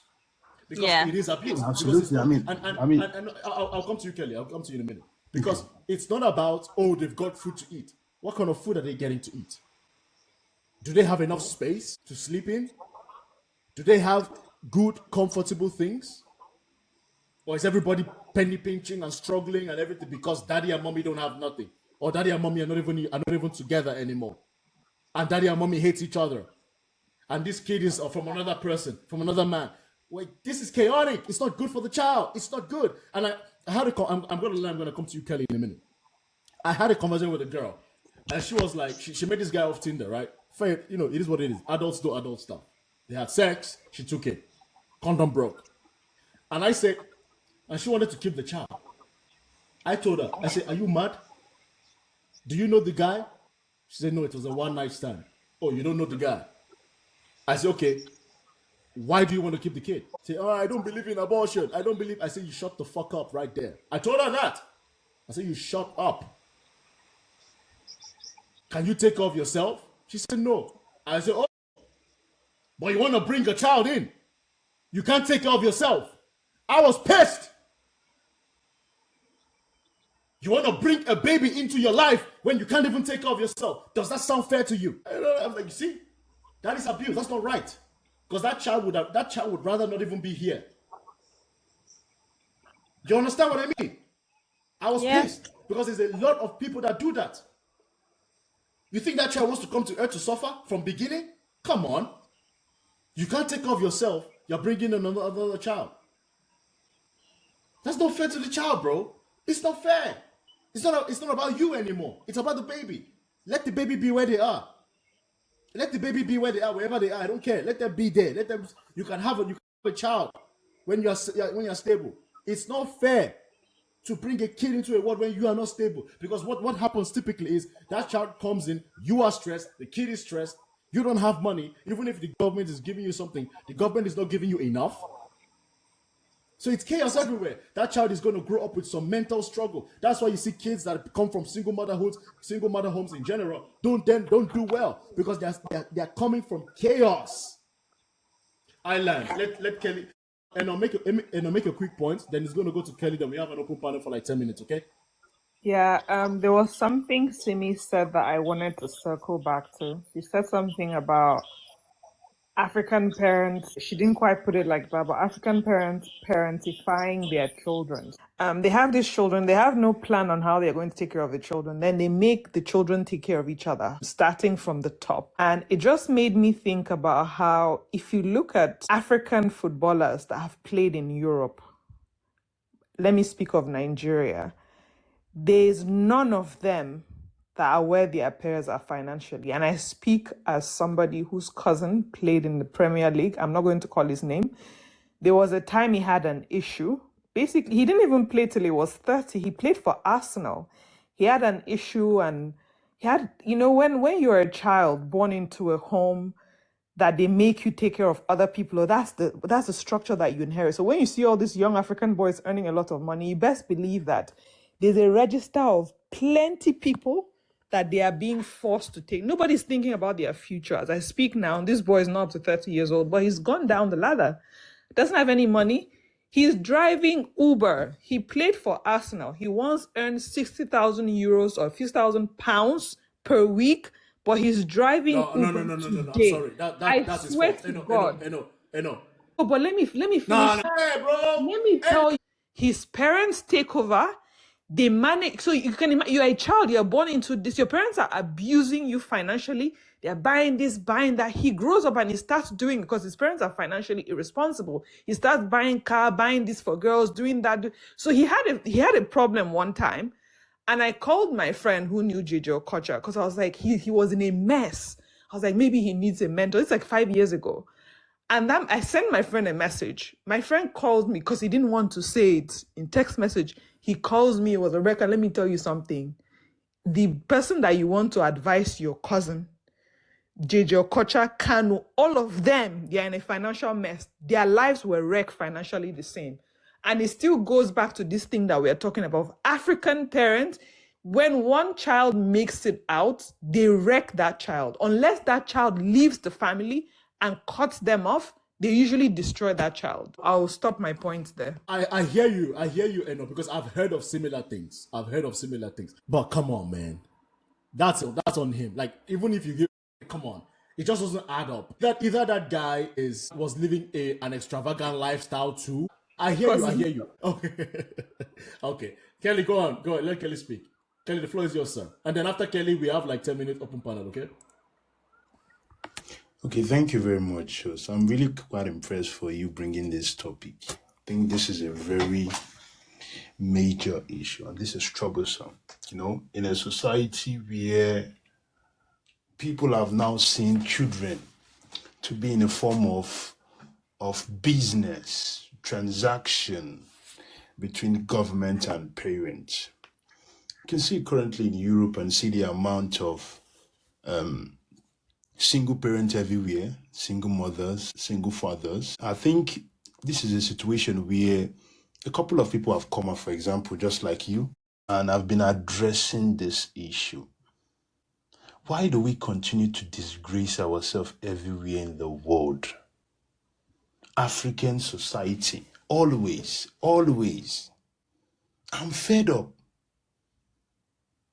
If you go to Germany now currently, the kind of things you will see via host, you will be shocked. There is an environment where you go into, I don't want to call the name, because I don't want to expose some people on this internet. Single mothers, you see them, 3, 4, 5 children. Where is their husband?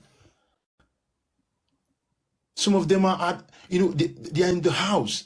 Government are paying for this kid. 5 children for 500 euro per one.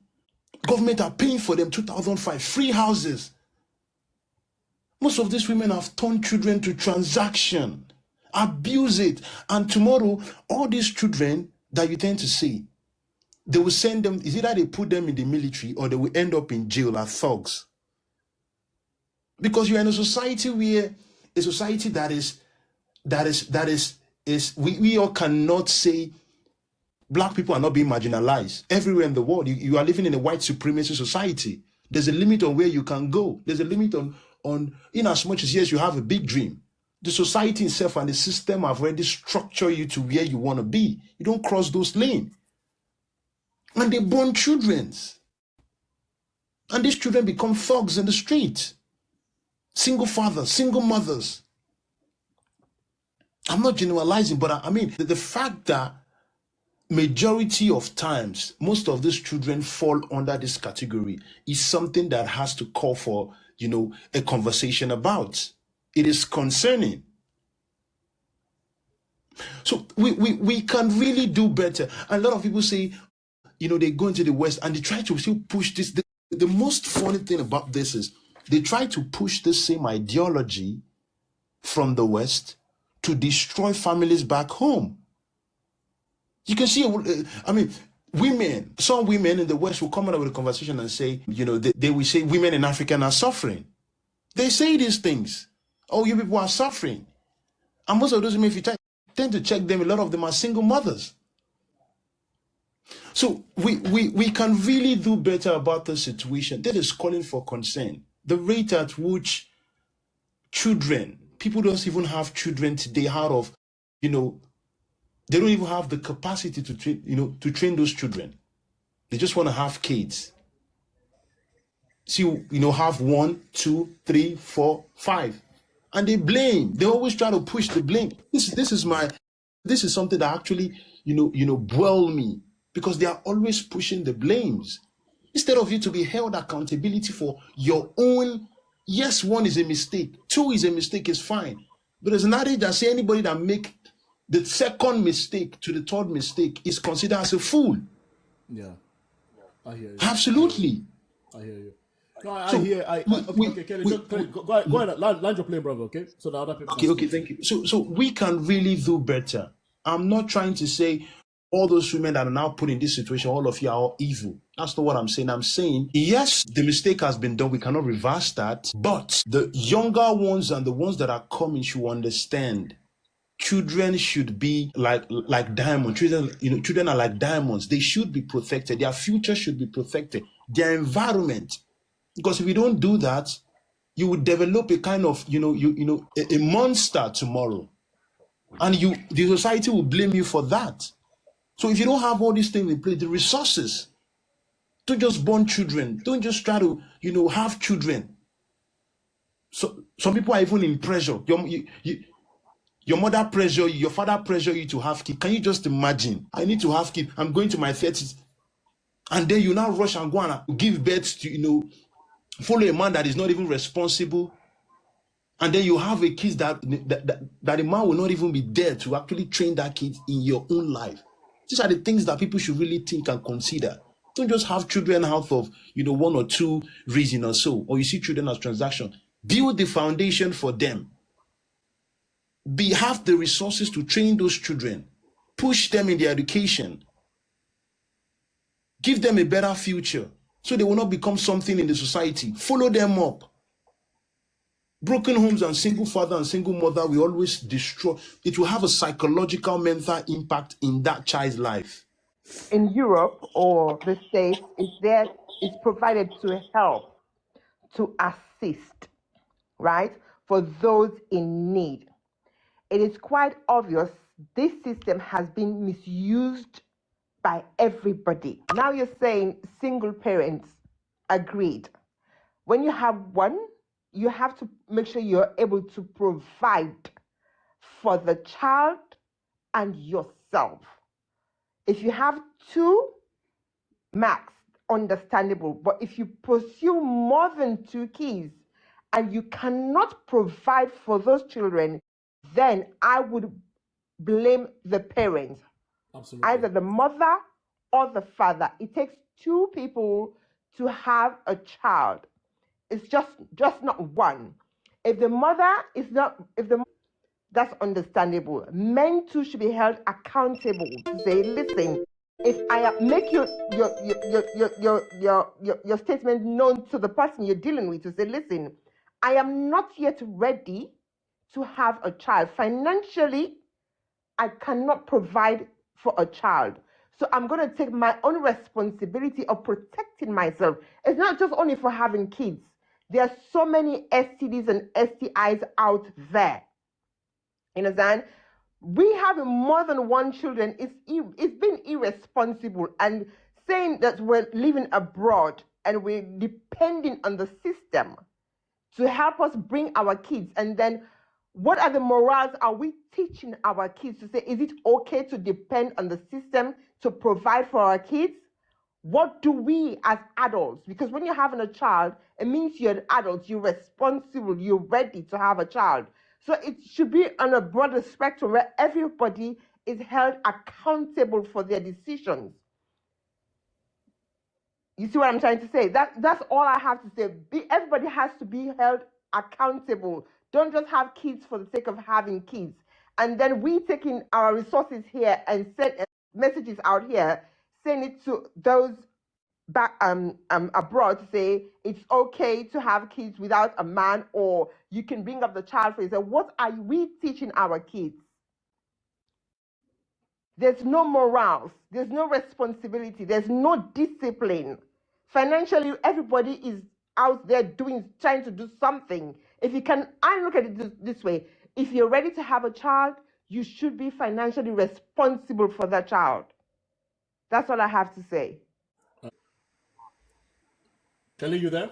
I think I quite agree with what she said. I mean, she's on point. She's still aligned with what I've been saying, and so I think those parents should, they should take note of this conversation and find how they can actually, make this useful in their own personal life. So, Eno or simply, you want to make quick comments, and we can go to LJ. Yeah, I was just gonna say that it starts from re-educating people and deassembling the system that we have in place to begin with. Because I think for so long, most of us, we've been brainwashed to think that this is the way that things should be. That, you get to a certain age and you should have children, or you start to earn a certain amount of money and you have children.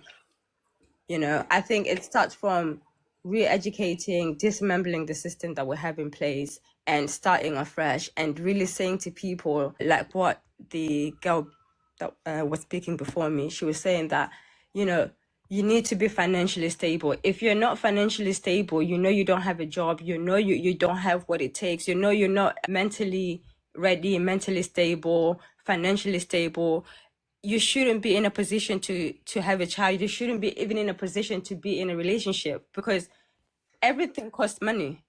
And if you don't have money, things are just going to be difficult. That's just the basic. You can say, oh, God will have my back. Well, God is not going to be there when rent comes. Do you get what I mean? You can go to church every single day, but church is not going to pay you for going to church every single day. You're still going to be broke tomorrow. So you need to think about yourself first. So I think people really need to start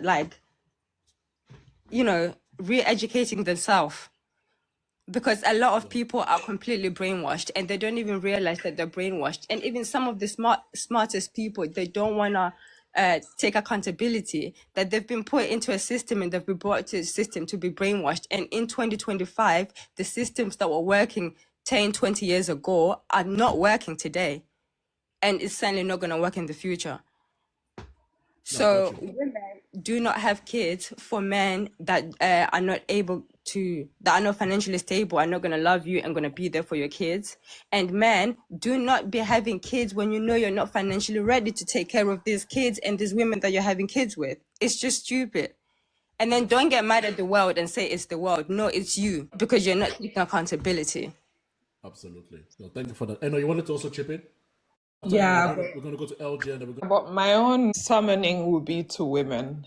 There's something one lady I respect on TikTok said. She said, even if you're a married woman in today's world, you should only have the amount of children that you can take care of by yourself if something were to happen. So I think women should also protect yourself. You're not a passive participant in birthing these children. Then to us as Africans, since we're talking about, being better than our parents, I think also one of the things that we can do as holding people accountable, be it our parents or our family members or people that we know, there's something that African people do when it's September. They start sending you, oh, my child is starting this school. Say, I don't have. You did not send them because you are giving them your 50 pounds, 20 euros. They are planning their lives, their irresponsible lives around you. So you have to focus on yourself. You have things that you want to do.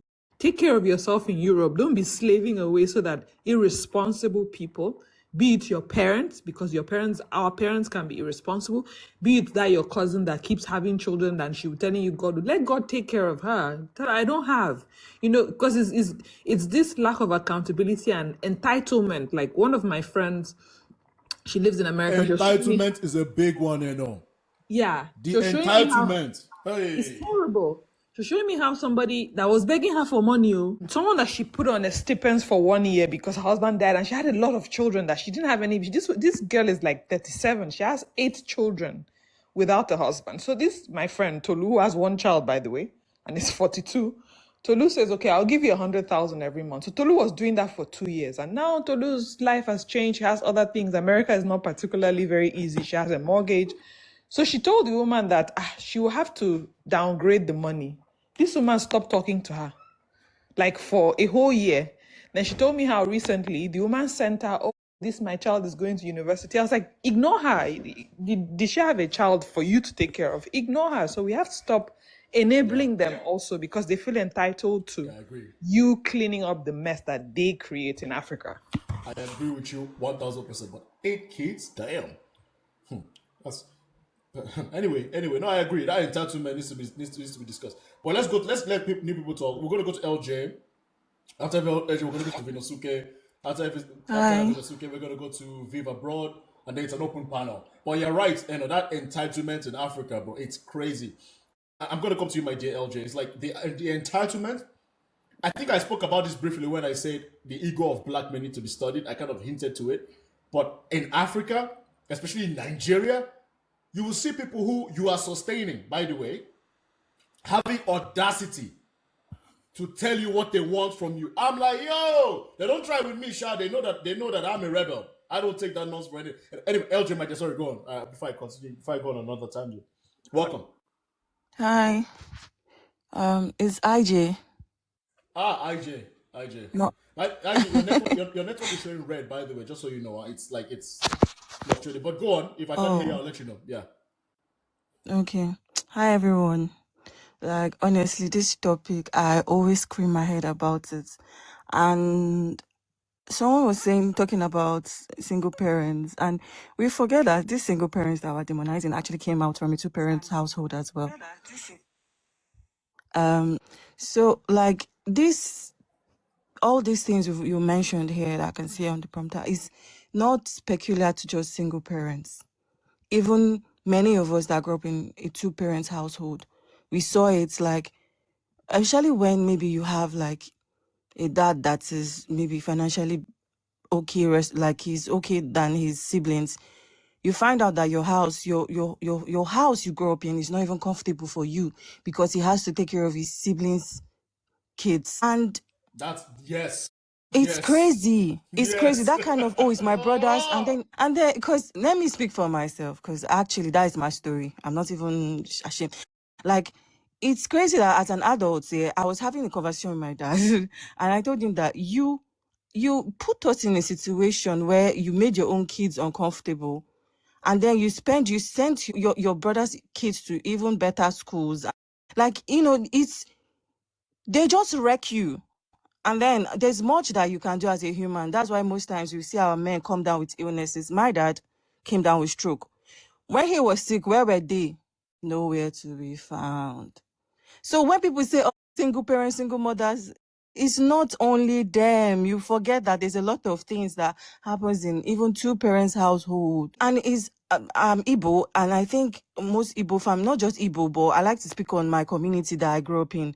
You find out that if one man or one woman is doing very well in his or her family, everybody just wants to leech on that person. Like now you are not responsible for everybody's school fees, everybody's ailments, everybody's house rent. Only one person, just one person. And I used to think that, it was maybe because of love, and no, it's because that's how they felt it was duty. And do you know that if you assess it very well, you find out that most of these parents take care of their siblings' kids than their own kids, just because they don't want family problems. And it's not even, someone saying now, imagine that in a polygamous family. I can't even imagine that.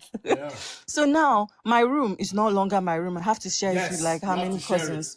Yes, I know that. Like, and if I tell people that this person is my cousin, and do you know, because our parents brainwashed us into thinking everybody was our cousin. When you now wait, how is this person actually my cousin? Then you find out that we are not actually cousins. This person is just from my bloody village or something, and my parents just thought, charity project. Okay, come. We have more space in our house. And you find out that the resources is not even enough for the children that they have, because they are trying to take care of everybody at the same time. They are trying to play messiah for everybody. Then I thought it was just in Africa this thing happened, until I saw my friends that, okay, their parents gave it to them abroad. Their parents have always been abroad for a long time. You find out that it's the same thing. Everybody's banking on that uncle or auntie abroad to take care of the ones at home. Okay, now as an adult, I moved overseas, and I know somebody from the same goddamn family that has 5 kids. She had the 5th one. Oh, I just had a new baby. What will you guys do for me? I was like, Nothing. the hell? You gave birth to 1, 2, 3. Nothing. People have been helping you, supporting you and your husband. Yeah. Now IJ, she's not a single IJ, mom. Oh. IJ, you see, let me tell you something. Now, for me, I come from a small family. My family, we ain't big, right? My mom, my dad, me, and my sister. Finish. We have people, you know how in this village, everybody. I told my parents, I'm like, listen, I don't know them. I don't know them. I know you, I know mom, I know my sister, and I know the kids of my sister. End of story.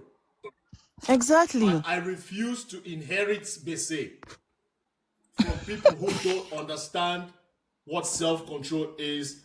They will be in church. They will be in church from Monday to Friday, but not in the office. They'll be in church Monday to Friday, but not trying to hustle and find something. Because a lot of them, like you said, IJ, they see us and he's a problemi. No. And I'm a direct guy. I'm like, yo, I'm not doing that, bro. I will send you when I feel like it. That could be next year, that could be in 2 years' time. Don't expect anything from me monthly. But anyway, IJ, go ahead and last so that we can go to Venus and go to Viva Abroad so that everybody can speak. Yeah? Yeah, like how would you be giving birth to the 5th kid when you couldn't even take care of the first 4? And then you hear, oh, I started asking her, are you on contraceptives? Like, no, now look at, I don't know if it's ignorance or what. Someone is saying, how will I be on contraceptives when I'm married? Are you serious? Why wouldn't you be on contraceptives? Even when you're married, is when you should plan your family. And I feel that this generation of kids now, I think our eyes are opening up to things now. People are becoming aware. I hope it continues like that, because I even heard, like, some of my friends that, they'll tell you that their parents didn't even do anything. Even the fact that they were born and they were like, they gave birth to them in the US or anywhere outside. Their parents didn't even do anything for them, like keep a trust fund for them or anything, because they were taking care of everybody back home in Nigeria. I was like, whoa, I thought it was even worse for those of us that grew up in Nigeria or like grew up in Africa. But I think this thing is not just it's everywhere.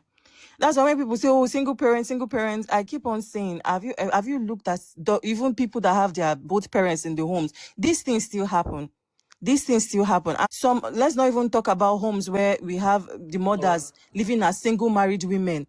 You see that these things happen. So when we demonize single parents' homes, I know that they have their issues, but look at it's not just them. Especially when we talk about this thing, when it comes to finance, there are a lot of women that are living as married women. They are just single mothers in disguise. So it's not just them. So let us talk about everybody. I agree, IJ. I think Like, especially for us, like that's why IJ, you see, I you're heard the gonna Yoruba land. people saying, oh, Daddy London, Mommy US. Everybody's waiting for Mommy US to do something for Christmas. Yeah. No, but IJ, I agree with you. But see, a lot of African parents in diaspora, they actually like that though. Yeah. Let's be It suits real. their egos as well. It suits their ego, exactly. They like it. Let's be for real. It's because again, it goes into that Nigerian need for classism. Because we are not humble. We like it. I know, I see it now. That's why you see a lot of. I'm going to come to you, Vinosuke and Viv, but this is important. A lot of them, they like it because they like that. They like to be that one that has the power. You know what I mean? I've seen it. That's why you see a lot of them. They would rather take care of other people's kids than take care of their own kids because they want that power perception from other people than their kids. That's why you will see a father in the UK, they'll be living in a small, dingy apartment, but he won't give them money. But he will happily be sending money to everybody else in Lagos, in Nigeria, in Ghana, so that they will see him as, oh, he's doing well, you know? Meanwhile, his family here is suffering. But anyway, let's go to Vinosuke. But you made a good point as well, IJ, where you said that just because a woman is single doesn't mean that she's suffering. Also, you have women that are married that are single women. Let's be for real. You know, but anyway, let's go to Vinosuke. We're going to go to Viva Abroad and then Flowing Hour the night. I most likely will have to have, yeah. Hey everybody. So I'm gonna say this. I came to realize African household is a mess. I'm Congolese and Chinese, but the Congolese culture like is the biggest culture in my family. On my dad's side, they did everything. You know, like because in our culture, in our tribes, it's like you have like my cousin's kid or my brother's kid, they my kid and then pass before my own kids. Bro, I'm like in the Congolese culture, there is a lot of stuff like that. They expect you like, I gotta take care of your kids, I gotta pay for them. And I'm like, a lot of African dad, in the end of the day, when they gonna be alone, dying in the hospital, I can tell you, they will be they'll be wondering why my kid ain't coming to see me. Because you did something wrong. And I keep saying to everybody, the culture, African culture, Nigerian, Congolese culture, it's not because it's cultural that this is good. And that's the issue they don't understand. My dad did everything. So now, when he was on his deathbed or when he was about to die, they never came to him. They even said to him, "Oh, don't go to his house because he's not a good person." My dad, he helped everyone in the family. And if you don't help, they're afraid because you know all those stuff, witchcraft and everything. I don't. Also, you know, to be older, like you have uncle and respect. I gotta respect my uncle. So if my uncle disrespect me, I gotta ask for forgiveness. I said, no, ma, I ain't gonna do that. So one day, some uncle was saying some stuff about me that I didn't appreciate. He was disrespecting my dad. I say, you know, uncle, next time you talk about me, I'm gonna slap you in front of your wife. You'll see. And to this day, he stopped. And I said, my mom, look, he was talking bad about y'all. What kind of advice he can give me? You know, we're in recession. It's complicated, even though you got a diploma, you know, to find a job. The dude was saying I was doing nothing while I was applying. You know how it goes in America right now? You know how it goes in France right now? This is recession. And so the guy was talking. I said, bro, you ain't been working. It's been 10 years. You never been working. Your wife is paying every bills. What can you tell me? You can't tell me nothing. And the issue is that in the community, we have uncles who've made nothing from their life, and they keep saying, giving us advice. What advice you can give me? You can give me shit. Thank You you. can't. Thank you. Thank you. They have all the advice in the world, bro. They have nothing. You can't. You can't. You got to live what you preach. And in African household, you preach something that you never leave. He was telling me how I had money back in the day. I want to see it. I want to see it. No photo, no nothing, just talking. And you're gonna realize that a lot of African uncle, they know how to talk. Like for real, they know how to talk. They could sell you, bro, anything, but they have nothing. And that's why I was like, hey, bro, no, for sure. Even about women, like, I'm like, she be talking like, hey, when will you be married? And you know, you got to be married. Like, look at you, age is going on. I'm only 34. I'm like, I talked to the auntie. I said, listen, you got two daughters. They still living in your house, and they have two kids by two dads. What can you tell me about marriage? What can you tell me? I was working in hotels. I saw your husband there with a youngin. What can you tell me? You divorced. What can you tell me about marriage? And she started crying. I said, yeah, because y'all want to mess up in everybody's business. Why you can't even keep in your own house? So Vinosuke, just land your plane soon, okay, brother? So So to say we got to stop all this. I won't send money in Africa, even if I was a billionaire, because that's not my kids. Someone calling me, telling me, "Oh, your kids needs to go to school." That's not my kids. That's not my children. Stop that. When I'm sending you some money, I'm telling you do some, and you going to party. That's not my business. When we're raising the women just to beg for money, no, get your own money first. Because if the guy is going on with another girl, what you gonna do? This story in Africa happens so many times. When the guy has money, maybe the death is coming soon, and the family is coming, taking the house and everything, expelling the family. The mom is selling donut in the street because we don't know how, give wealth. And here in the Western world, it's about social classes. You don't marry someone like that. You ask Yeah. where you from, what family you are. In Africa, because we men, we have a big ego. Oh, I have money. I'm gonna take a woman who's been living in the village. Okay, and that it has never worked. Stop doing that for men and girl. Please go to school, Yeah. get a decent job. Don't be like them. Don't be some beg. Don't beg. Don't beg. Don't say because a man is a man. No, I just want to stay in the house. We live in a capitalistic world. This is not like it works today. Yeah, got it. Yo, Vinasuke, you made fantastic points, man. Thank you so much for that. Appreciate you. Stay on. We're going to go to our open panel. Viva Bro, the floor is yours. After Viva Bro, we're going to go to Flowing Aura, and then we have an open panel for like 30 minutes that I'm going to drop because I have to go cook. Yeah? Go ahead. Hi everyone. Good evening. Can you guys hear me? Yes, loud and clear. Welcome. Okay, thank you.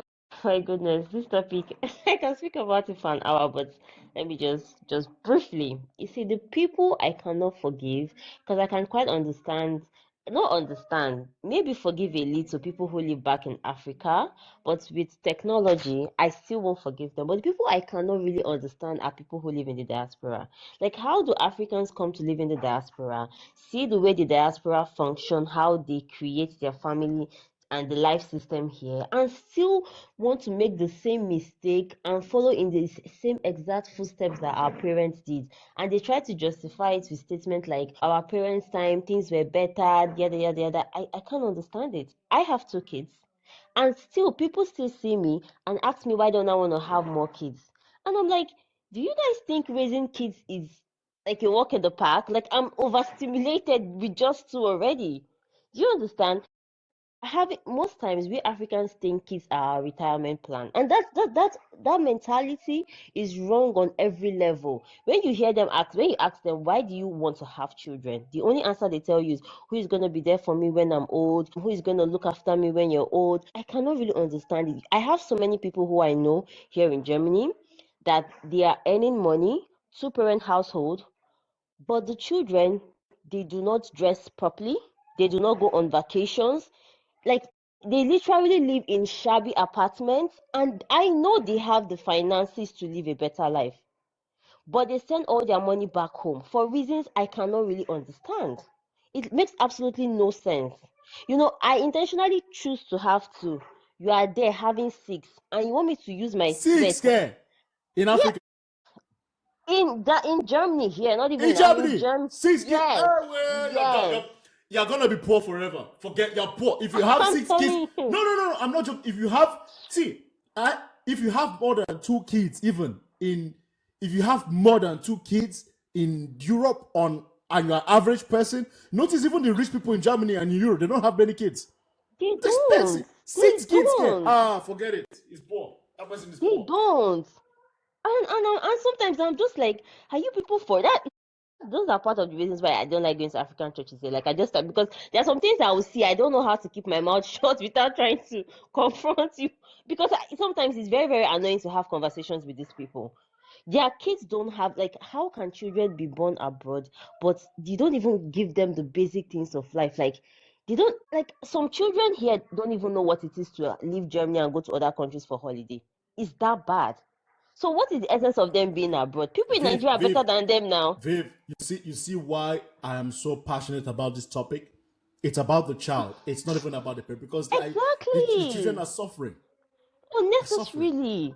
Necessarily. It's It makes suffering. absolutely no sense. And the fact that you ask them the reason why they do some of the things they do, so many of African people abroad don't even know anything about financial literacy. Let's be honest, they don't know anything about financial. They do not have plans for these children. When you hear some of them come online on social media, all they will tell you is they will tell you to have children, give birth to, but they will still end up saying, your children will always find a way to take care of themselves. Me, I cannot come and buy myself because of any child, though. Then why did you have the child? Like, you were literally not forced to have these kids, for crying out loud. I cannot understand. And that is the reason why I select people I talk to, because there are certain things you say to me, or there are certain lifestyle I will see you. I can't stay close to you because my mouth cannot be too short for too long. I just can't. It's really it's absurd. And I have people that have children in Nigeria. Like, there's a lady that do make my hair when I was in Nigeria before I came here. She had 2 kids for her first husband, and the first husband died, and she got married to another man. And then she had twins for that man. That's a total of 4 children. And then I was trying to advise her, like, Mama BG, you would have to, go to the hospital, get a contract. I don't know, do something not to have more kids. And she was like, my dear, it's God that gives children. No, if He gives me, what can I do? The way I so annoyed, I so changed it for her that day. And she still used to ask me and be begging me for money. And if I say I don't want to give her, everybody sound wicked. I'm wicked. I am a wicked man. I don't give a damn. I am wicked.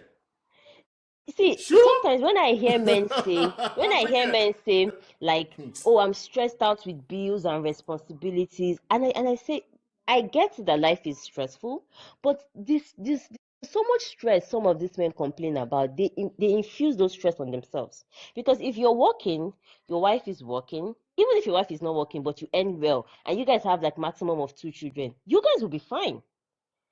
Like, especially in Europe, you will live an averagely okay life. You'll be okay. Yes, you will be fine. But not you abandon, you leave your family responsibility and still add extra from all manner of places, villagers, church members, blah blah blah, pastors, everybody. Please tell me why you will not be overstressed. Like, tell me why you. Sometimes they say that the Europeans are selfish, but seriously speaking, it makes sense. It makes a lot of sense. If you watch it, it makes a lot of sense. Viv, let's give Flori. It's okay. It's okay. Stay on. There's a lot of things I want to talk with you. Flori, after Flori, we could have an open panel. Then, because she's the last. I think he or she's the last one to speak. Flori, are you there? Yes. Good evening, everybody. Good evening. Yeah, go on. Can you hear me? Yeah. Welcome. So I wanted to add something. Like the other time, I asked my father, because I come from a polygamous family. And I asked my father. Sorry about that. No, yeah, thank you. So I asked him, like, all those children that you're giving birth to, what is your intention for them? And you know what he said? He said that since he has like 3 wives, let's put it like that, and he has like kids from the first wife who are grown up, and the second one who are grown up as well. So the little ones, he's going to share them among the other ones for them to take care of. That was the day I vowed that I will never send him a dime of my money. Yeah. Currently, one of my elder sisters, she's dead. And I don't normally call, because you know what I did? I just deleted my WhatsApp. They cannot reach me unless I reach them. There's nothing wrong with that. I'm like, there's nothing wrong with it. Don't feel guilty. Off radar. Don't feel guilty. Right now, look at what's happening. Right now, somebody died. My one of my half sister, she died. Me and her, we are not connected. Like, how do I say? There's no this emotional connection and the rest. But I feel as if there's this obligation for me to send money to them. Like, I called and I told them my condolences, but I'm not going to send a dime, because I think the first family that I have is me. Then the extended family is them, because when I was struggling through life, nobody really cared. They were not there. If I was surviving, if I was alive. So now that I'm in Europe, everybody wants to have my number. Everybody wants to be in contact with me.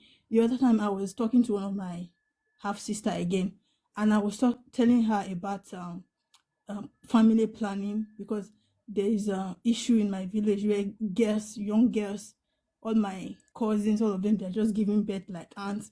And I was telling her, like, why don't you people look into family planning?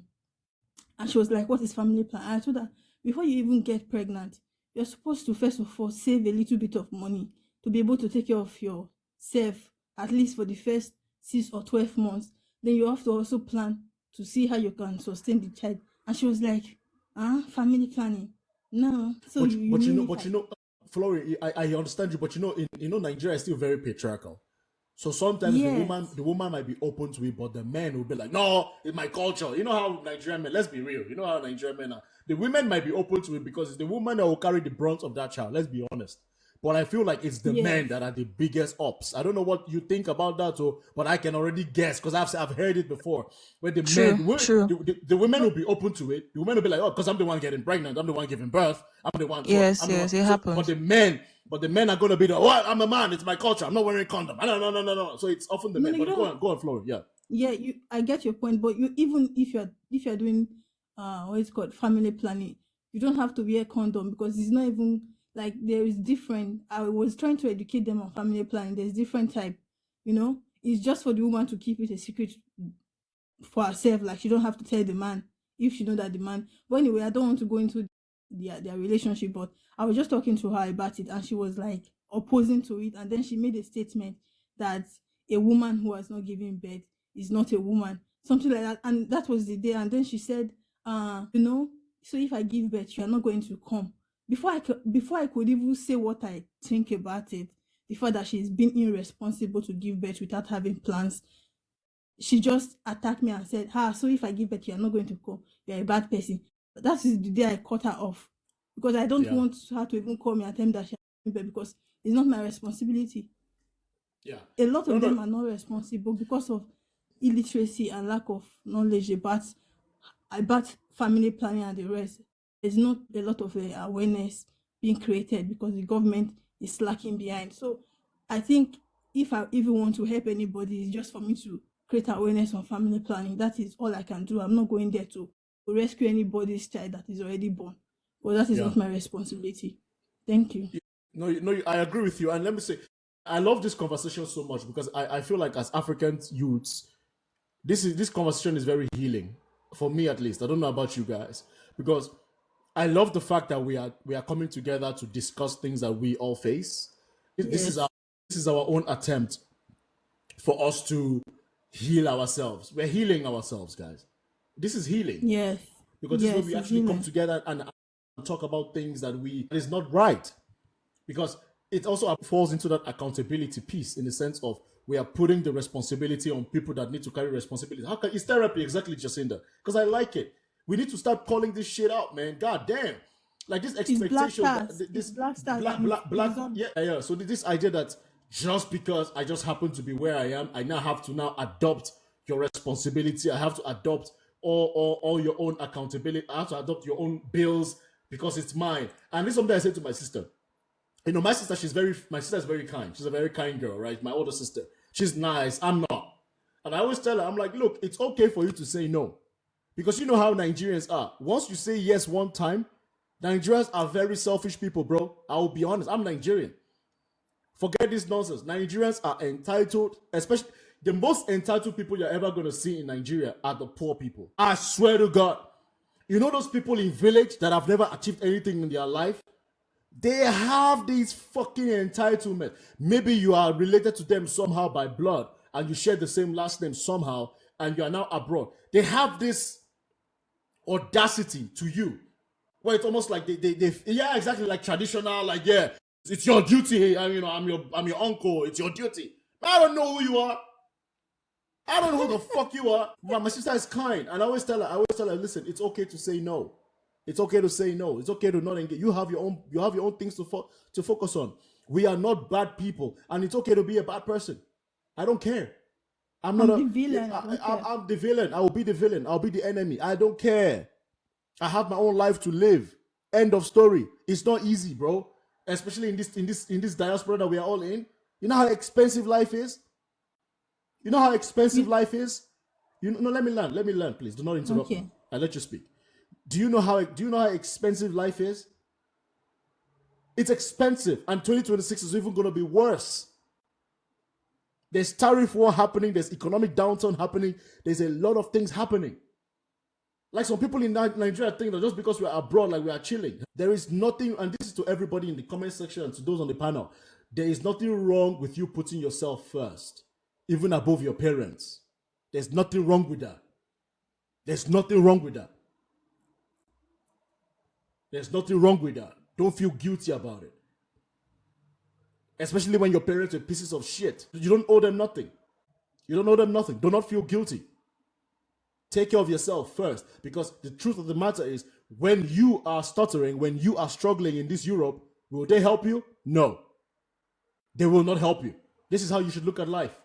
If you can send something, send something. If you cannot send something, don't send something. If you don't want to send something, don't send something. End of story. Because they are surviving without you. Let me tell you the truth. Let me bust your bubble. Those people that you think need you, how did they survive before they got in contact with you? They survived, didn't they?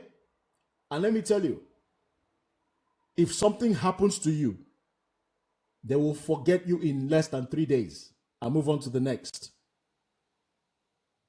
Let me repeat that for those of you in the back who may not know. Those people in Africa that you think need you and they depend on you, they don't. They're only contacting you because you are there. When you are having problem, they won't help you. When you actually need them to run errands for you, most of them will fail you. Okay? They will fail you.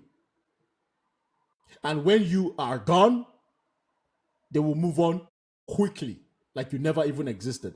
And do you have something to say, Kelly? I know you guys have been on for the longest.